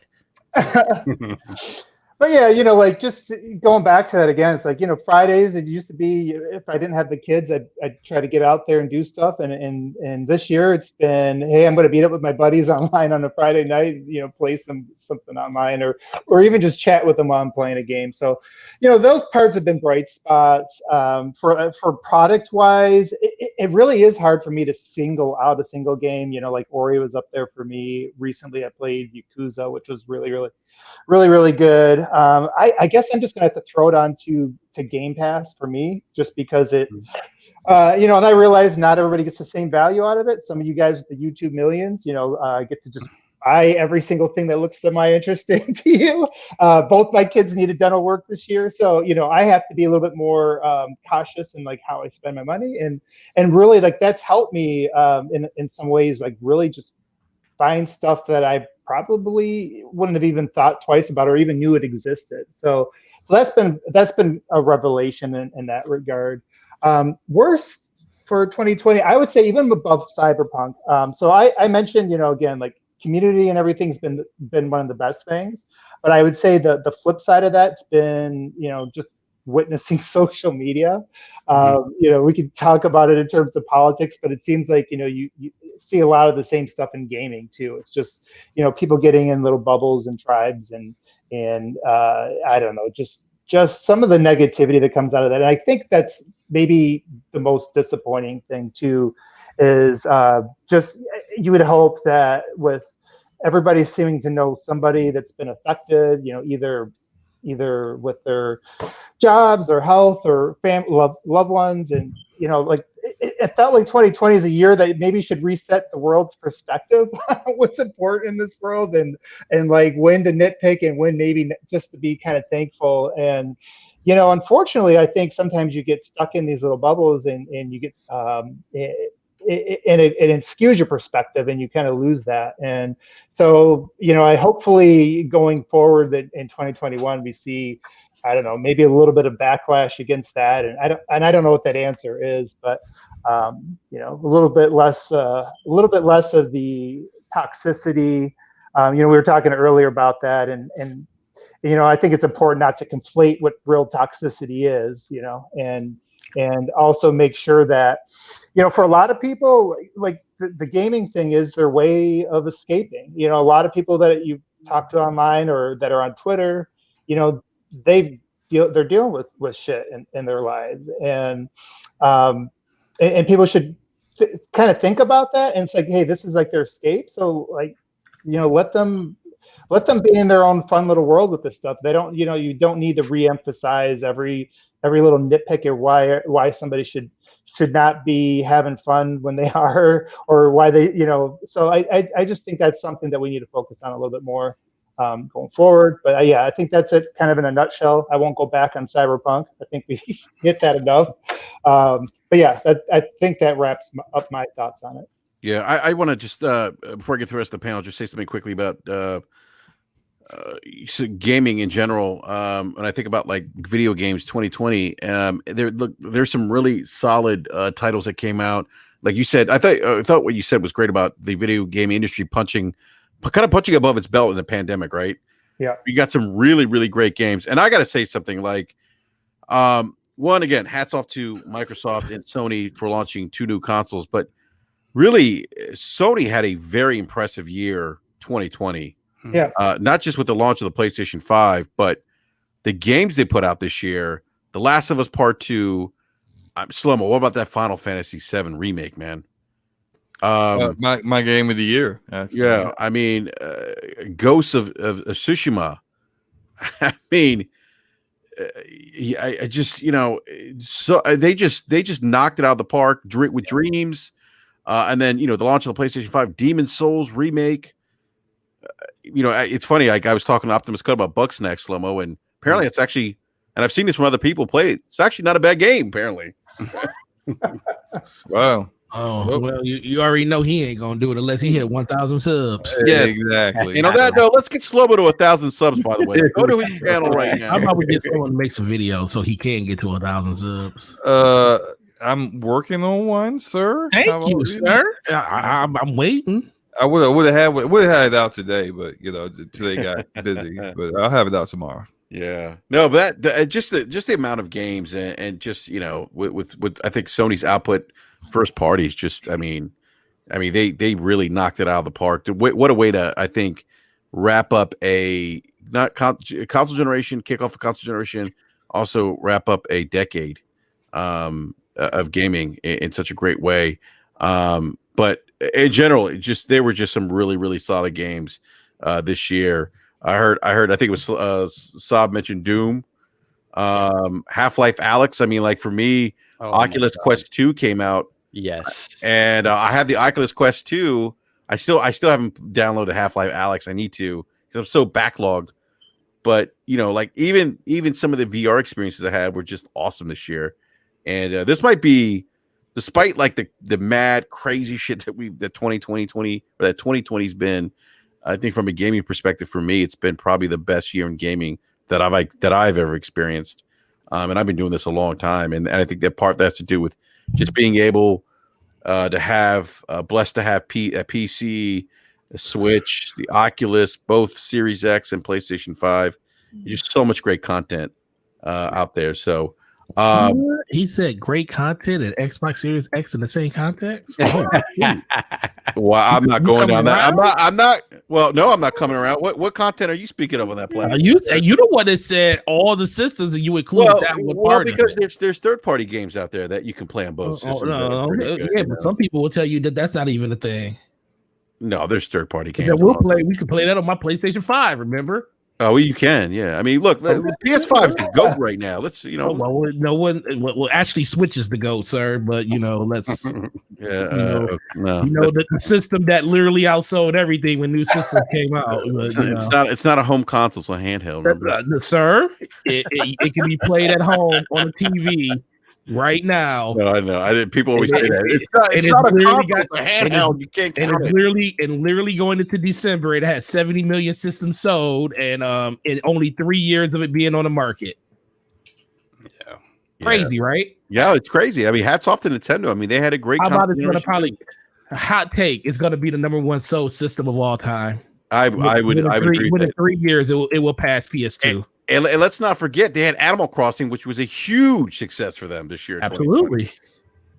Which is crazy. And guess what? And everybody said they had a down year. They said their year was terrible. Their year was terrible. This is a down year for Nintendo. That's what's crazy. And they're still knocking it out of the park.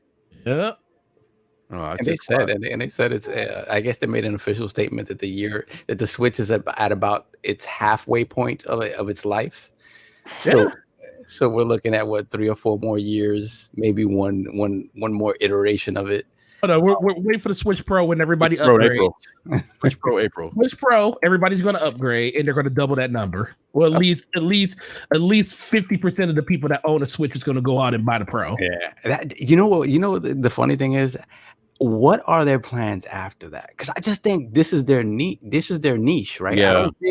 I don't think if they go on and try to make a console that competes with Xbox and PlayStation, I think they're gonna fall flat on their face. Look, can we remember who Nintendo is for a moment? I mean, let's be a little realistic here, okay? This is Nintendo, who they sold you cardboard, have yet to.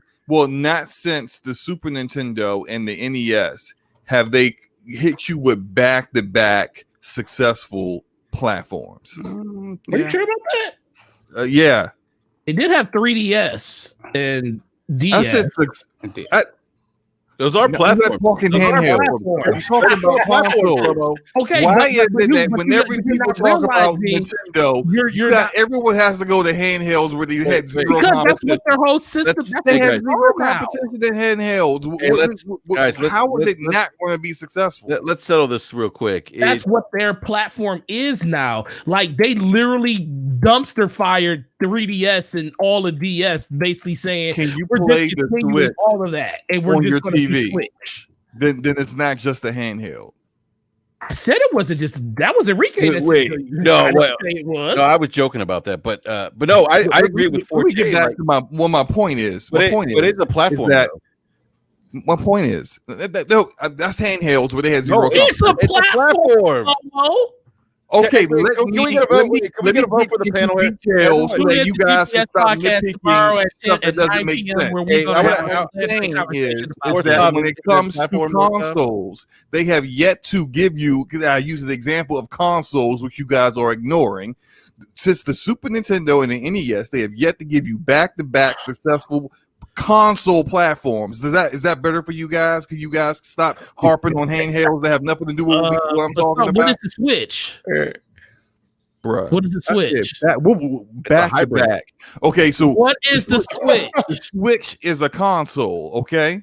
And when they come out with the next Switch, which is going to be a Switch Pro, but he's talking about a new generation. Whatever the successor to the Switch is. Thank you. Good grief. So let me ask you a question. When they moved from DS to 3DS, was that what was that? Why are you still talking about handhelds? Because the Switch is literally a hybrid of thing. We're talking about handhelds where they had no competition. They are not going back to strictly console gaming. They're going to stay in handheld and do hybrid going forward. You don't know what Nintendo's doing that. You don't know that. Okay, we don't know this, and the thing is, what they have to do in order to ensure success in whatever the next platform is, right, is they have to make sure that all of those Switch games work on that. Because if you think about the success the 3DS had, a large part of it, because I remember the launch of the 3DS. They made it so the DS game went forward. Exactly. It all moved forward. I think if they decide, and this is a Nintendo move, it can happen, right? If they decide that they want to start fresh with their next platform, I think they're in trouble. I think they need to understand. Thought they were in trouble with the Switch, and I told people they were crazy. No, I told people when I saw the Switch, I was like, the Switch is that's fire. Yep. The moment they start fresh, we're gonna get the Wii U. This is the Nintendo way. This is the way. Okay. Like Mando, man. This is the way. This is what they do. They need to understand the fluidity of their ecosystem. If they have to look at the Microsoft example and see that the success that there is in that, and know that that's more their path than starting over. Their path is built on, this is a system just like the Wii was when it first. This was more than anything where third party literally supports them. Mm-hmm. That was the problem with the Wii. The Wii, even though the Wii was more of a one game trick pony that everybody bought for one game. It was packaged with the system. That's why third party really didn't support it. They tried to support the Wii U because they wanted to get in early, but nobody was buying it because Nintendo did a horrible job at promoting the name of it. So that was a problem. The Switch, even at the beginning of the Switch, third party didn't even want to make games. They was like, yo, we're going to wait. It literally got carried by Nintendo only for the first year and a half. And then you started seeing all the games coming out. First, it was the situation where they were dropping, that game came out a year and a half ago on Xbox One and PS4. You know, and then they started trickling more and more games out. Now you're seeing games go day and date because now they're seeing that the platform is sustainable.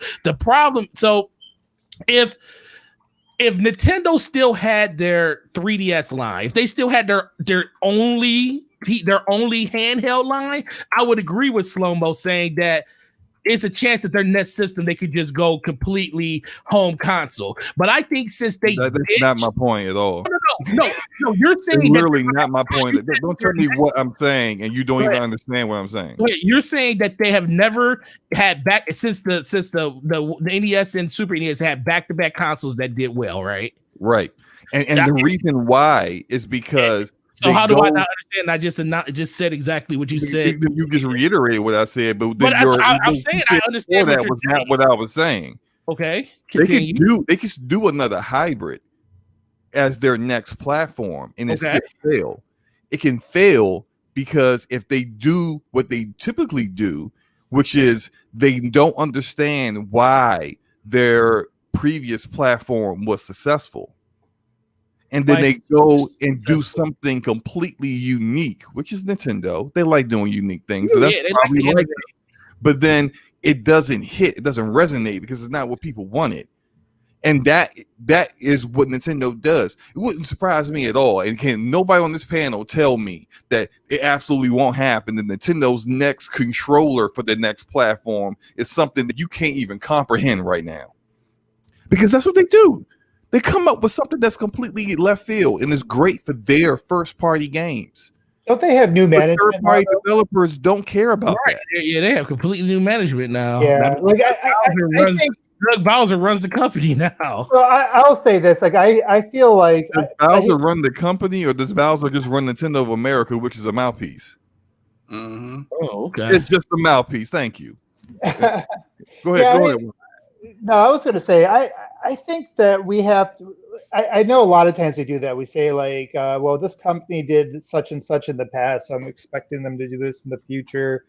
Like a lot of times we treat like the corporations like they're people. It's like, hey, once you always done this, you're always going to do that. But yeah, but it's not like that. And I think certainly like the people who are in charge of Nintendo have done some goofy things in the past, and they righted the ship this time.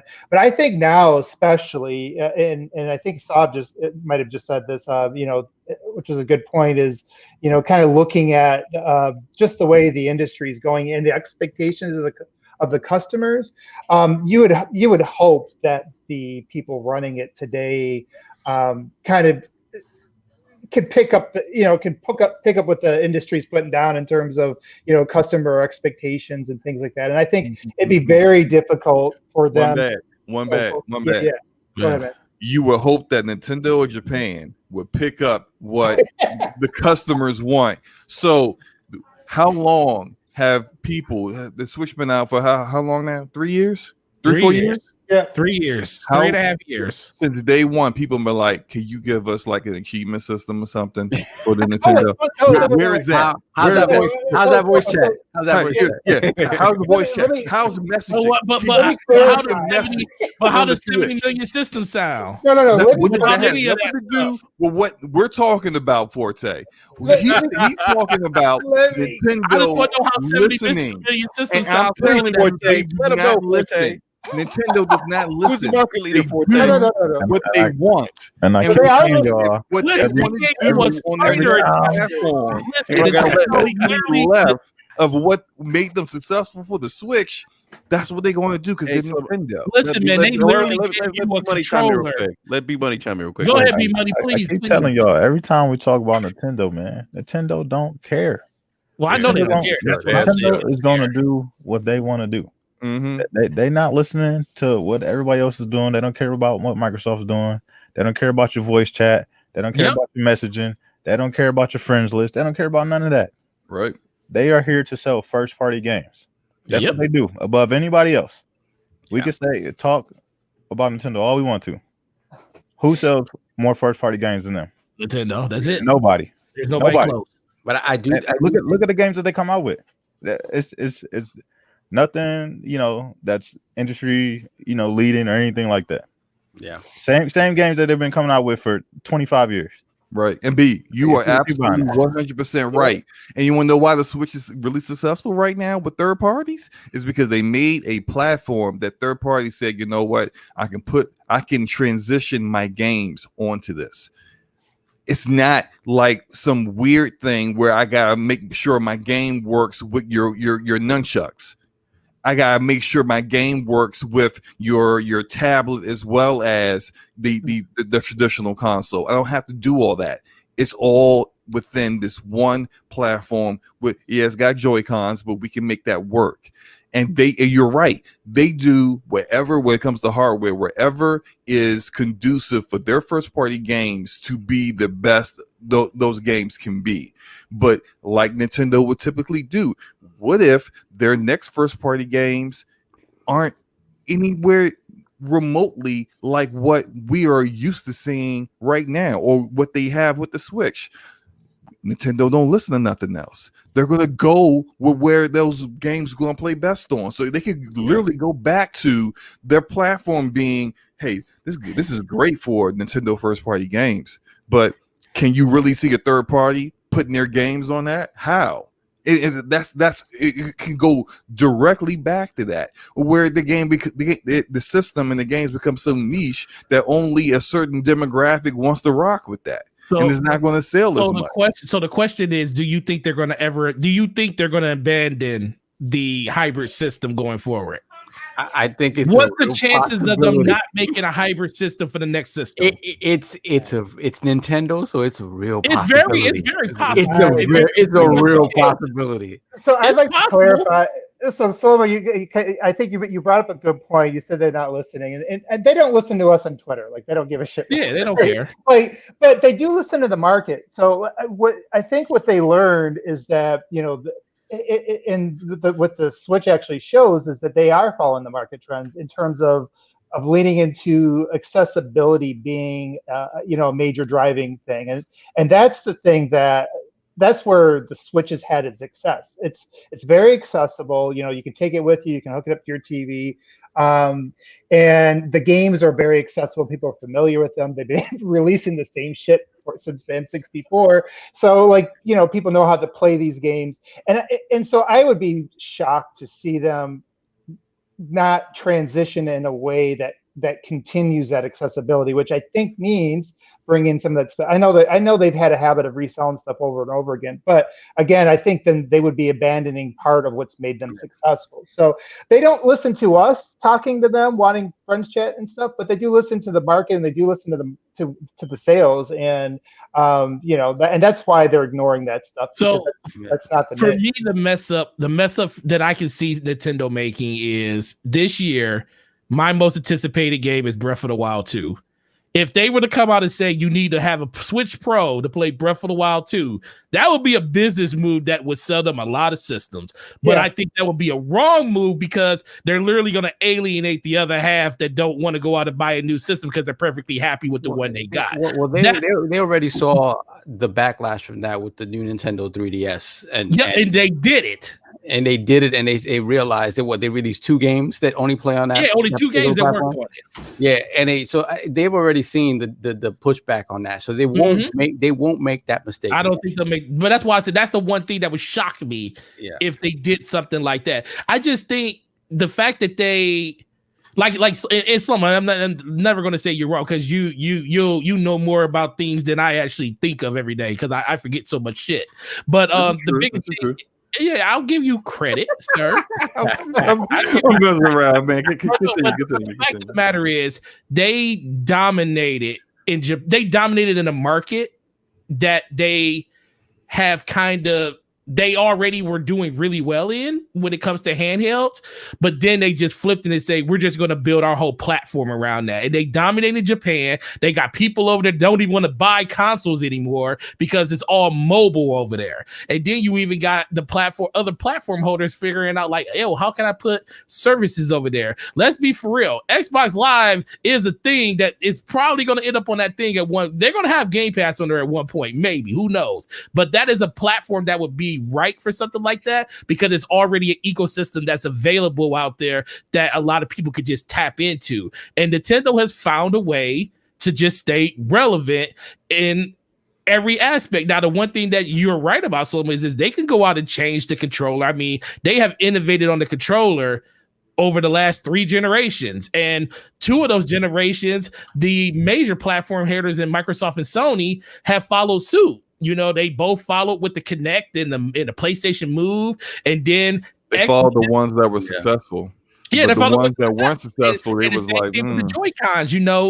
PlayStation went another step with the with haptic feedback and the and HD Rumble and everything. They just made it even more better than what Nintendo did. So they may innovate again. I just think the core of what they're gonna do, and I could be wrong. I would. This is one of those things I would be like, I would be shocked if they didn't do it. I just think that they're just gonna lean heavily in their portability, with their consoles going forward unless they decide to split it off and make something completely different and run them tandem with each other, because I think they already did that when they said we're just going to bring out the Lite. I think the Lite is literally what they're going to say. You want portability only, that's what this is. But I think they're going to lean still heavily into the fact that higher end system, you can still do both. It could be a mistake that they mess up on and make us all look like crazy except for slow-mo. But ultimately, I just think that's the way for Nintendo going forward. And that's how they're going to end up being at 160 million systems by the time 2025 rolls around. And they're the number one sold platform in the world and not PlayStation 2. Yeah, I don't know, man. I would love to believe that. I would love to believe that. But Nintendo being Nintendo, you just never know, because at the end of the day, this is one thing I do love about them, is that they're toy makers, right? They're tinkerers, they're toy makers. They're about the magic of the new thing, right? So, and I appreciate that. The problem is that with the Switch, they needed a W, or they were essentially done in terms of hardware manufacturing. We could have easily seen them become a third-party manufacturer if the Switch did not hit the way it did. So the thing about that is, when you look at some of the practices that they still sort of undertake, it's easy to see that maybe their thinking isn't necessarily changed or has evolved as much as we'd like it to. Like when you look at what they did with the Super Mario 3D collection, right? It's like, they're still about repackaging stuff and selling it to you at a premium, and those prices never going down. That's and didn't put no work into it whatsoever. And literally nothing. This is like, hey, it's the same as that game. And so when you see that, you're like, man, they still was ashy and they repackaged them, gave it to you. Year 2050, we're going to be saying Nintendo's been doing this for like 50 literally for 50 years. And it's like, man, like, so when you see that, you're like, man, this is why sometimes it feels like, obviously with the Switch, they fell into the niche that they needed to, and they focused on what their biggest strength was, which was the portability, right? Give us something that's portable, and that was always their biggest strength. Nobody could touch them in that realm. So it was the perfect machine, especially coming from the disappointment that was the Wii U, was the perfect machine for them to fit in between these two Goliaths that are Sony and Microsoft. If they had come out with another box to try to compete directly with them, I think they would have fallen flat on their face. So yeah, if you look at it, you're saying, like, I don't think they'd make that mistake again. But so the toy makers in them, and this sort of belief that the people who love Nintendo will buy whatever they give them, gives me pause as to their thinking moving forward. Yeah, the main question really comes back to and like you just said about the Wii U. I think the Wii U was when it came, it did get marketed well. That was the problem, but that was literally them starting the trend of going in the direction that they're in, because all they did was literally just detach it from saying you can't take the pad out the house. Mm-hmm. They were already heading in this direction, but they just didn't have the innovation and knowing exactly how they wanted to implement it. Yeah. So the Wii U was a stopgap. It was like, all right, 2013, we want to have a kind of a portable platform. 3DS was already pretty not dated, but it was like halfway through, towards the end of its lifespan by the time that the Wii U came out. And they were looking like, okay, well, this pad, you can 30 feet from your house. A lot of people was like, well, why can't I take it out my house? People were already thinking of that. Like, why can't I just take this wherever I go? But right. It was tethered to the house. So Nintendo probably was already theory crafting this design as a decision that they were going to say, yo, our next system is going to be a portable system that you can, do all of these things with. Now it just comes down to them getting the third party support. And that's where this system took off. Like people were excited to play games like Breath of the Wild and Mario Odyssey and stuff. But man, when they started getting a lot of that third party stuff, that people normally say, oh, people don't buy that stuff on Nintendo platforms, but it's valuable because you can at least say you can get it there. Like, I buy so many games on the Switch, even if they're underpowered on my Switch, I'll still play it because I'm like, I can see myself playing this on the go and not buying it on my Xbox, or I'll double dip and buying it both places. I have Immortal Phoenix Rising.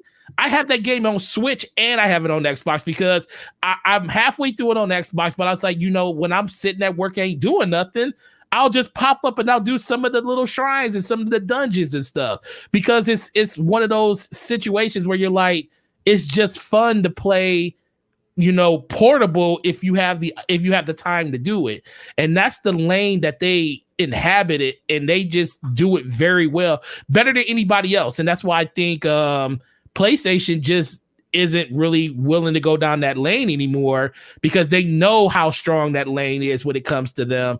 And that's why Nintendo, I don't think, is ever going to try to really compete with Microsoft and Sony in that lane, because they know how strong they are in that lane. Yeah. I think another strength too is that they realized that they needed to unify that. Yes. I think PlayStation with the Vita was like, well, we're not going to support two platforms that are completely independent from each other. We're just not going to do that. And Nintendo definitely saw that and was like, okay, we're just going to unify it. It's going to be one Nintendo platform, and that's it. I don't know, man. I hope that everything you're saying is true.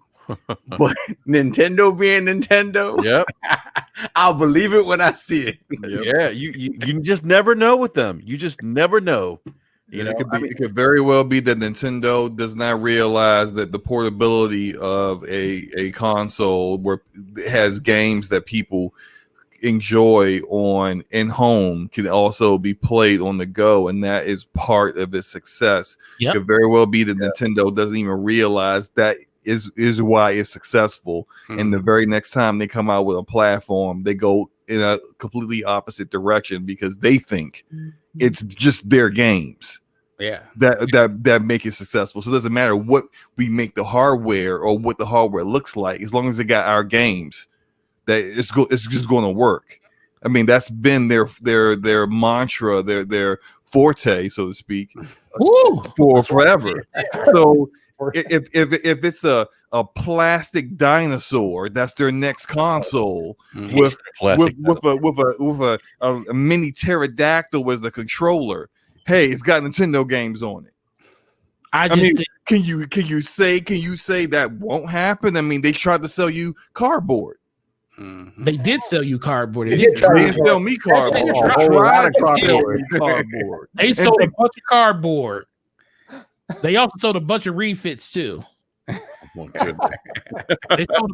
sold a bunch of stuff. They sold a bunch of those Mario Kart Lives too. Oh my god! Yeah, they did. I know people that's got like 5 of them. And I'm like, you can only have 4. I got a backup just in case Mario catches a flat tire.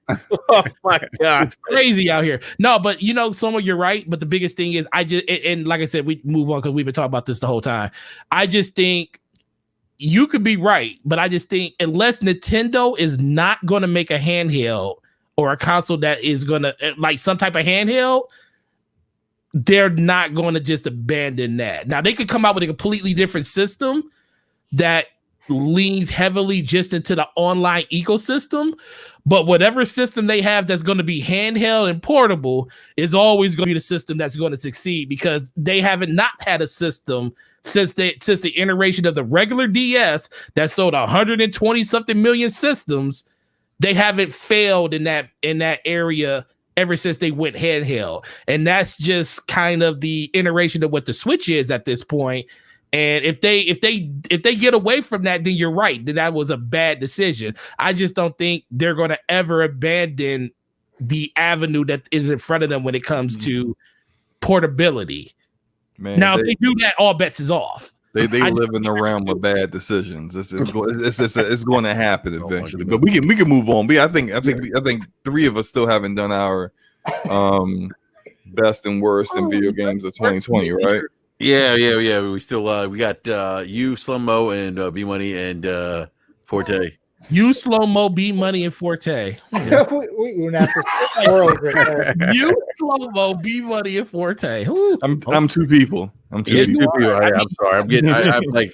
I woke up early this There are morning. 4 So syllables. I in mean, your name. Slow-Mo, B-Money, and Forte. Well, I'll go ahead, Slow-Mo. so we can. So like, I think probably the best video game. Are we doing best video games or best video game topic or whatever? Or you can do a video game of 2020 or topic. You know, it's up to you, man. Best video game for 2020 for me is Final Fantasy VII Remake. Not just because it was a great game, but because there was a lot of risk that they took with the direction they took with it, and it really succeeded on all levels for me.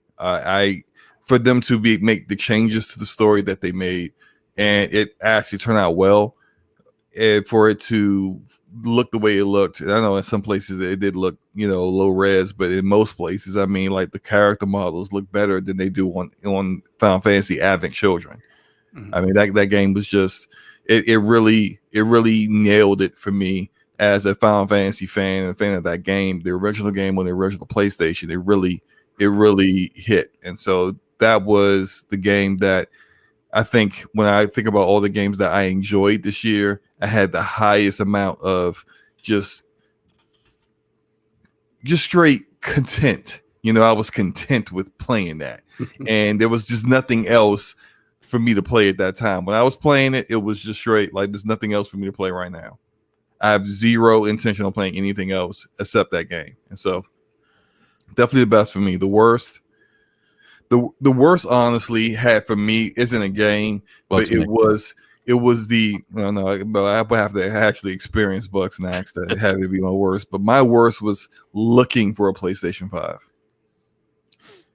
That feeling of constantly refreshing websites, of following trash Twitter accounts that these people get on my nerves, but I'm constantly looking at my notifications because the same people that get on my nerves are the same people that also be the first ones that let you know who just went live with a PlayStation 5.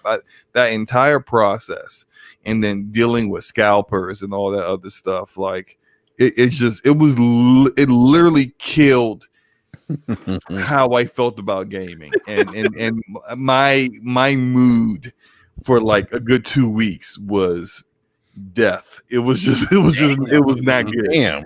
I didn't know it was that bad, bruh. I was just through with everything for a good minute. On it. Right. First, he wasn't trying to get a PS5, man. I never said that, B Money. Y'all keep me saying that. You did say that. I did not say that. B Money, I'm glad you brought that up. He did say that. Did not say that. Mooch, you just said it on the show with Mooch. Mooch was on the show. He's like, why get a PS5? Yeah. I proposed the question based off of the fact that Sony gave us the impression that many of their games. They gave you the impression they lied. Let me say how I'm gonna say it. They gave us the impression that many of the games that were coming out with at launch were exclusive to PlayStation 5, and then we come to find out when whoopsie, they're also going to be on the PlayStation 4. I proposed the question of, hey, why do you need to have that at launch? Why do you need to do this? And at that time, I did say yes. I don't think I need to have that at launch. But that was literally like 2 days out of my entire You said it time. though. I also said that I wanted one. Like you said it before. Less than a week later. Less than a week later, I also said I'm getting a PlayStation 5 at launch. So You didn't say you wanted because you got mad at me. This is how this whole conversation happened. You got mad at me because I started hooking up people. I made sure Cognito got one. I called. Wait, hold on. And you were like, you ain't even call me and let your boy know that you can get him a PlayStation 5 and make sure he got it on day one. I never even asked you and I was to go get me one. So why would I be mad at you? We were talking because Cognito was on. We was all on the Crossfire. Fire, and Cognito was talking about, he said, yo, yeah, shout out to Forte. I got the phone call. You know, he said, get up to the store right now and pre-order your PlayStation. And you was like, hold up, bro. We do a show together. How you ain't get me on PlayStation? And I was like, you said you ain't It's amazing how people think everything is about them. At you no said, point, you said, zero point, you did told me I you didn't think get it at all. It wasn't until after the fact that I was like, hey, could you help a brother out? That's after we had that I already assumed. No, I thought I would be able to just get one at launch or get my pre-order in when everyone else is getting their pre-orders. And by the time pre-orders were going live, I was already at the point where like I'm definitely pre-ordering this as soon as possible. Mm-hmm. So everyone bringing up B-Money bringing up that like 6% of the time this entire year, I said, why do I need to get a PlayStation 5 at launch? But the other 94% of the time, I'm like, I'm getting the PS5 at launch. You make it 100% no. All right, let's why do I we'll talk about this on DPS podcast tomorrow, guys. Yeah. Talk about. No, we're not. We are not talking about this again on DPS podcast. All right, let's. I said what I said, and that's it.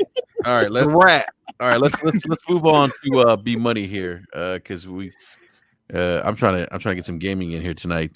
B. What? It's the new year, man. You know you ain't got nothing to do tomorrow. I got 4 kids, man. You got 4 kids and a wife.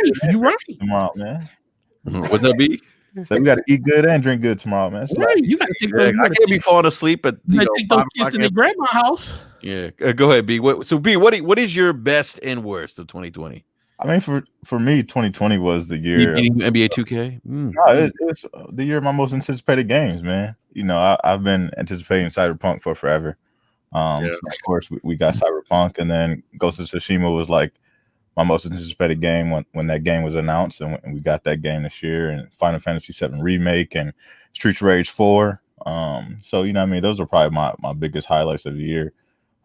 You know what I mean, just being able to get my hands on those games, and even though Cyberpunk was a disappointment, like I still had like high anticipation for the game, and you know what I mean, just everything that came with it. Like you know, I bought a lot of the t-shirts and you know what I mean, just collectibles and the collector's edition and stuff. So I had a lot of like merchandise for that game, and you know, even though it wasn't the game that I wanted it to be, you know what I mean, I still, you know, I'm glad we at least got to this point. So it'll evolve over time, and you know, hopefully it'll be a better game next year. But those are probably like the highlights for me. And then the saddest thing for me, or like the worst part of 2020 for me is, you know what I mean, there's no Battlefield game. You know what I mean? Like I don't play like that many shooters. Like Rogue Company was like a sweet highlight for me this year.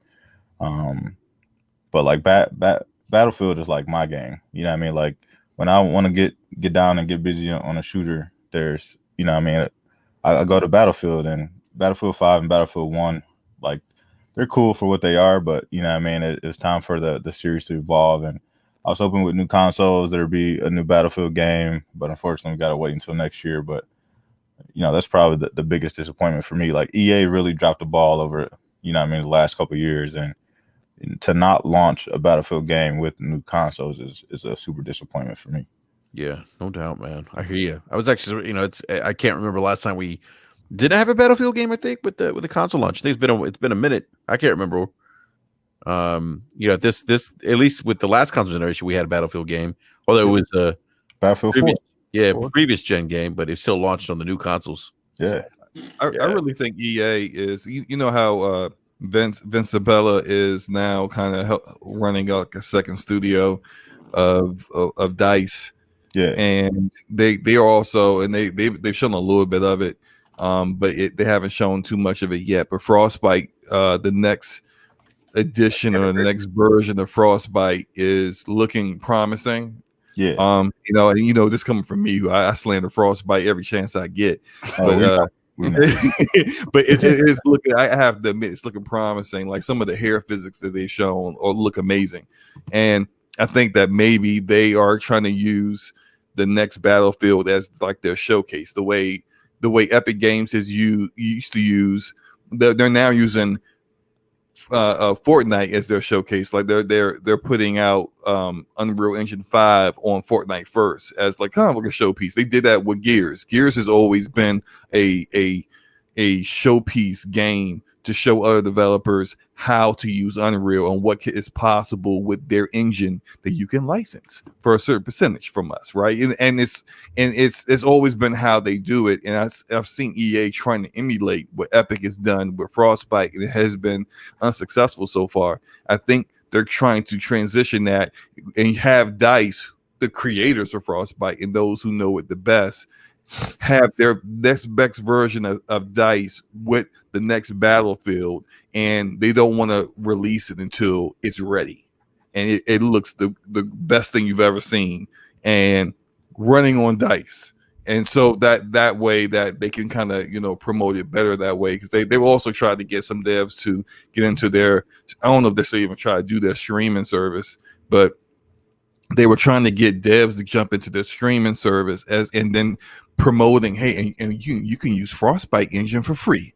And I don't think many devs jumped on that because they was just like, why would I want to do that? But this would be a good way of them doing that, and also taking kind of like a comeback for an IP that has a big name and people are waiting for.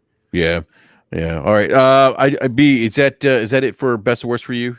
Yeah, for sure. All right, awesome, man. And let's go to not last but not least, Gaming Forte. So Destiny's best 2020. I already know. No. But for me, nothing on the gaming side really. FOB sliders. No, well, nothing on the gaming side really like kind of stood out to me, just because the whole situation, everything was going on.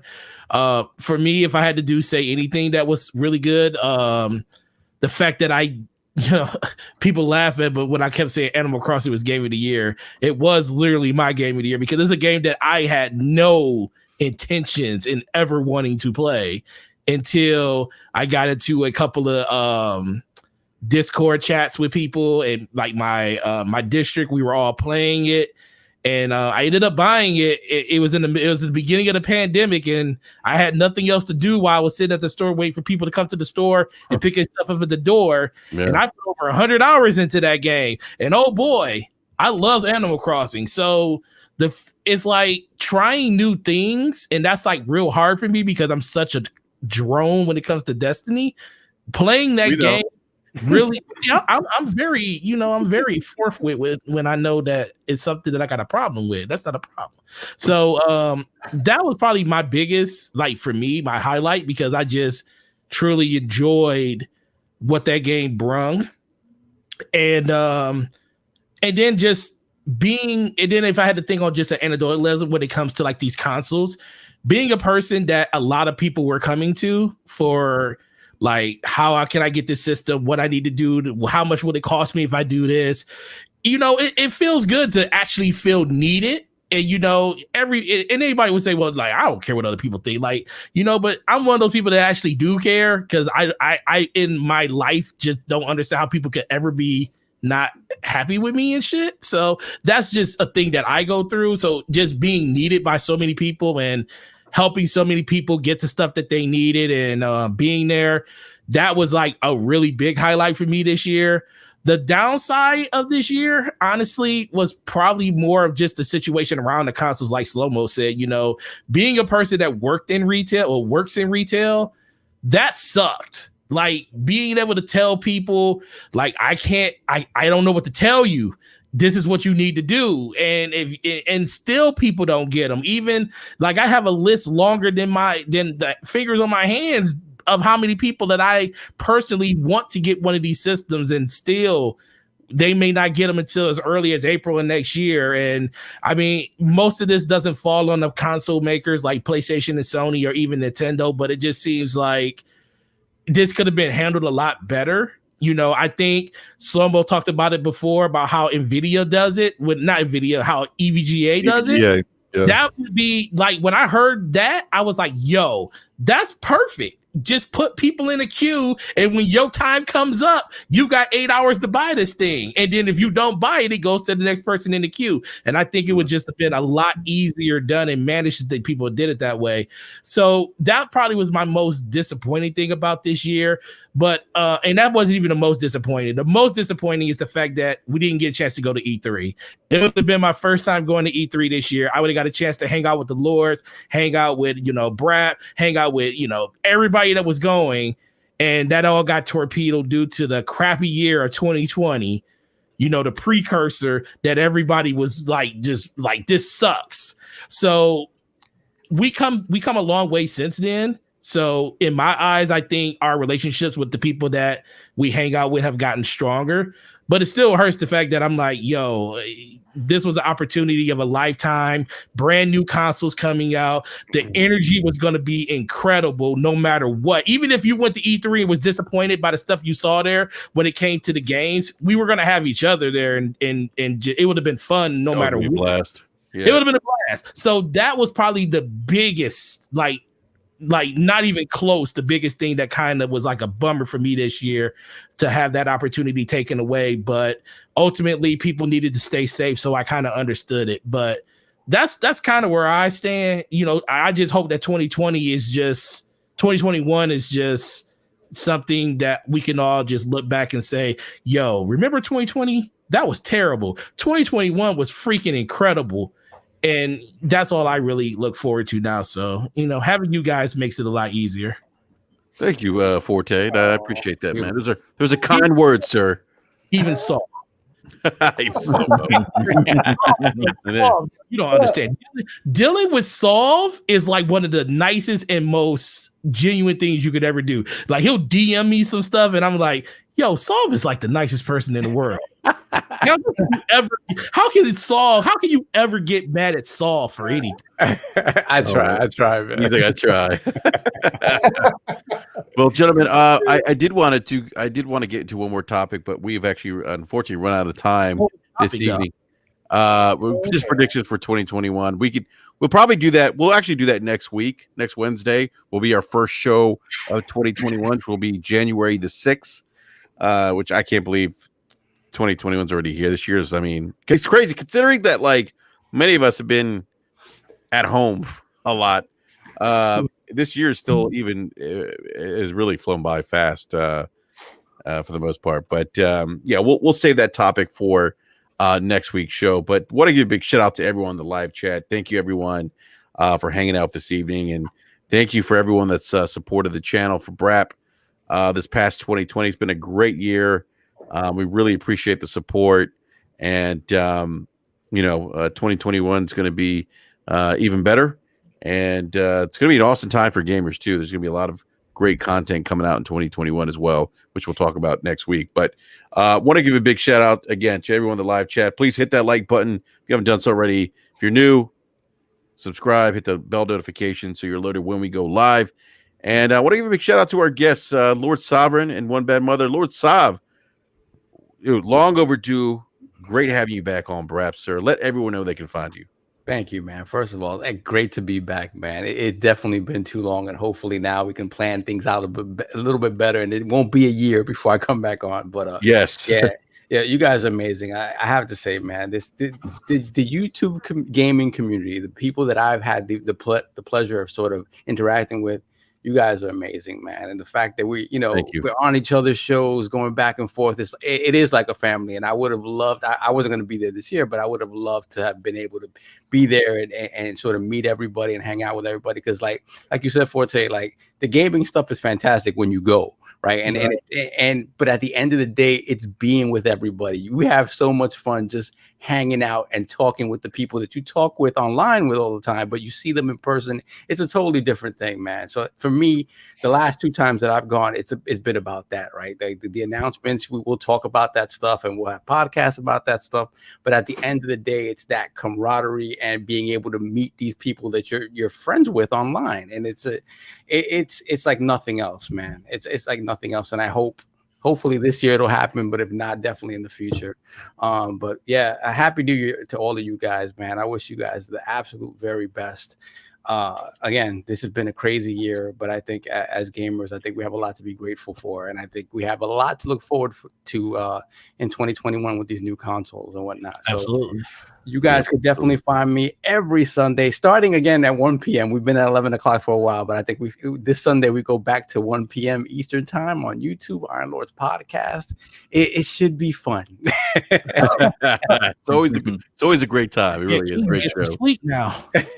Yeah, the thing is, I'm good with 11 for the most part, but I'm getting older, and it's a little bit harder. Plus, I don't get to game that much. So I will say this, that the 1 o'clock time allows me to get up a little bit earlier, get in a couple of hours of gaming before the actual show. Whereas 11 doesn't do it as much because whereas I usually am able to get up like at 8 o'clock, I've been getting up closer to that 11 o'clock start time. So, it ain't happening.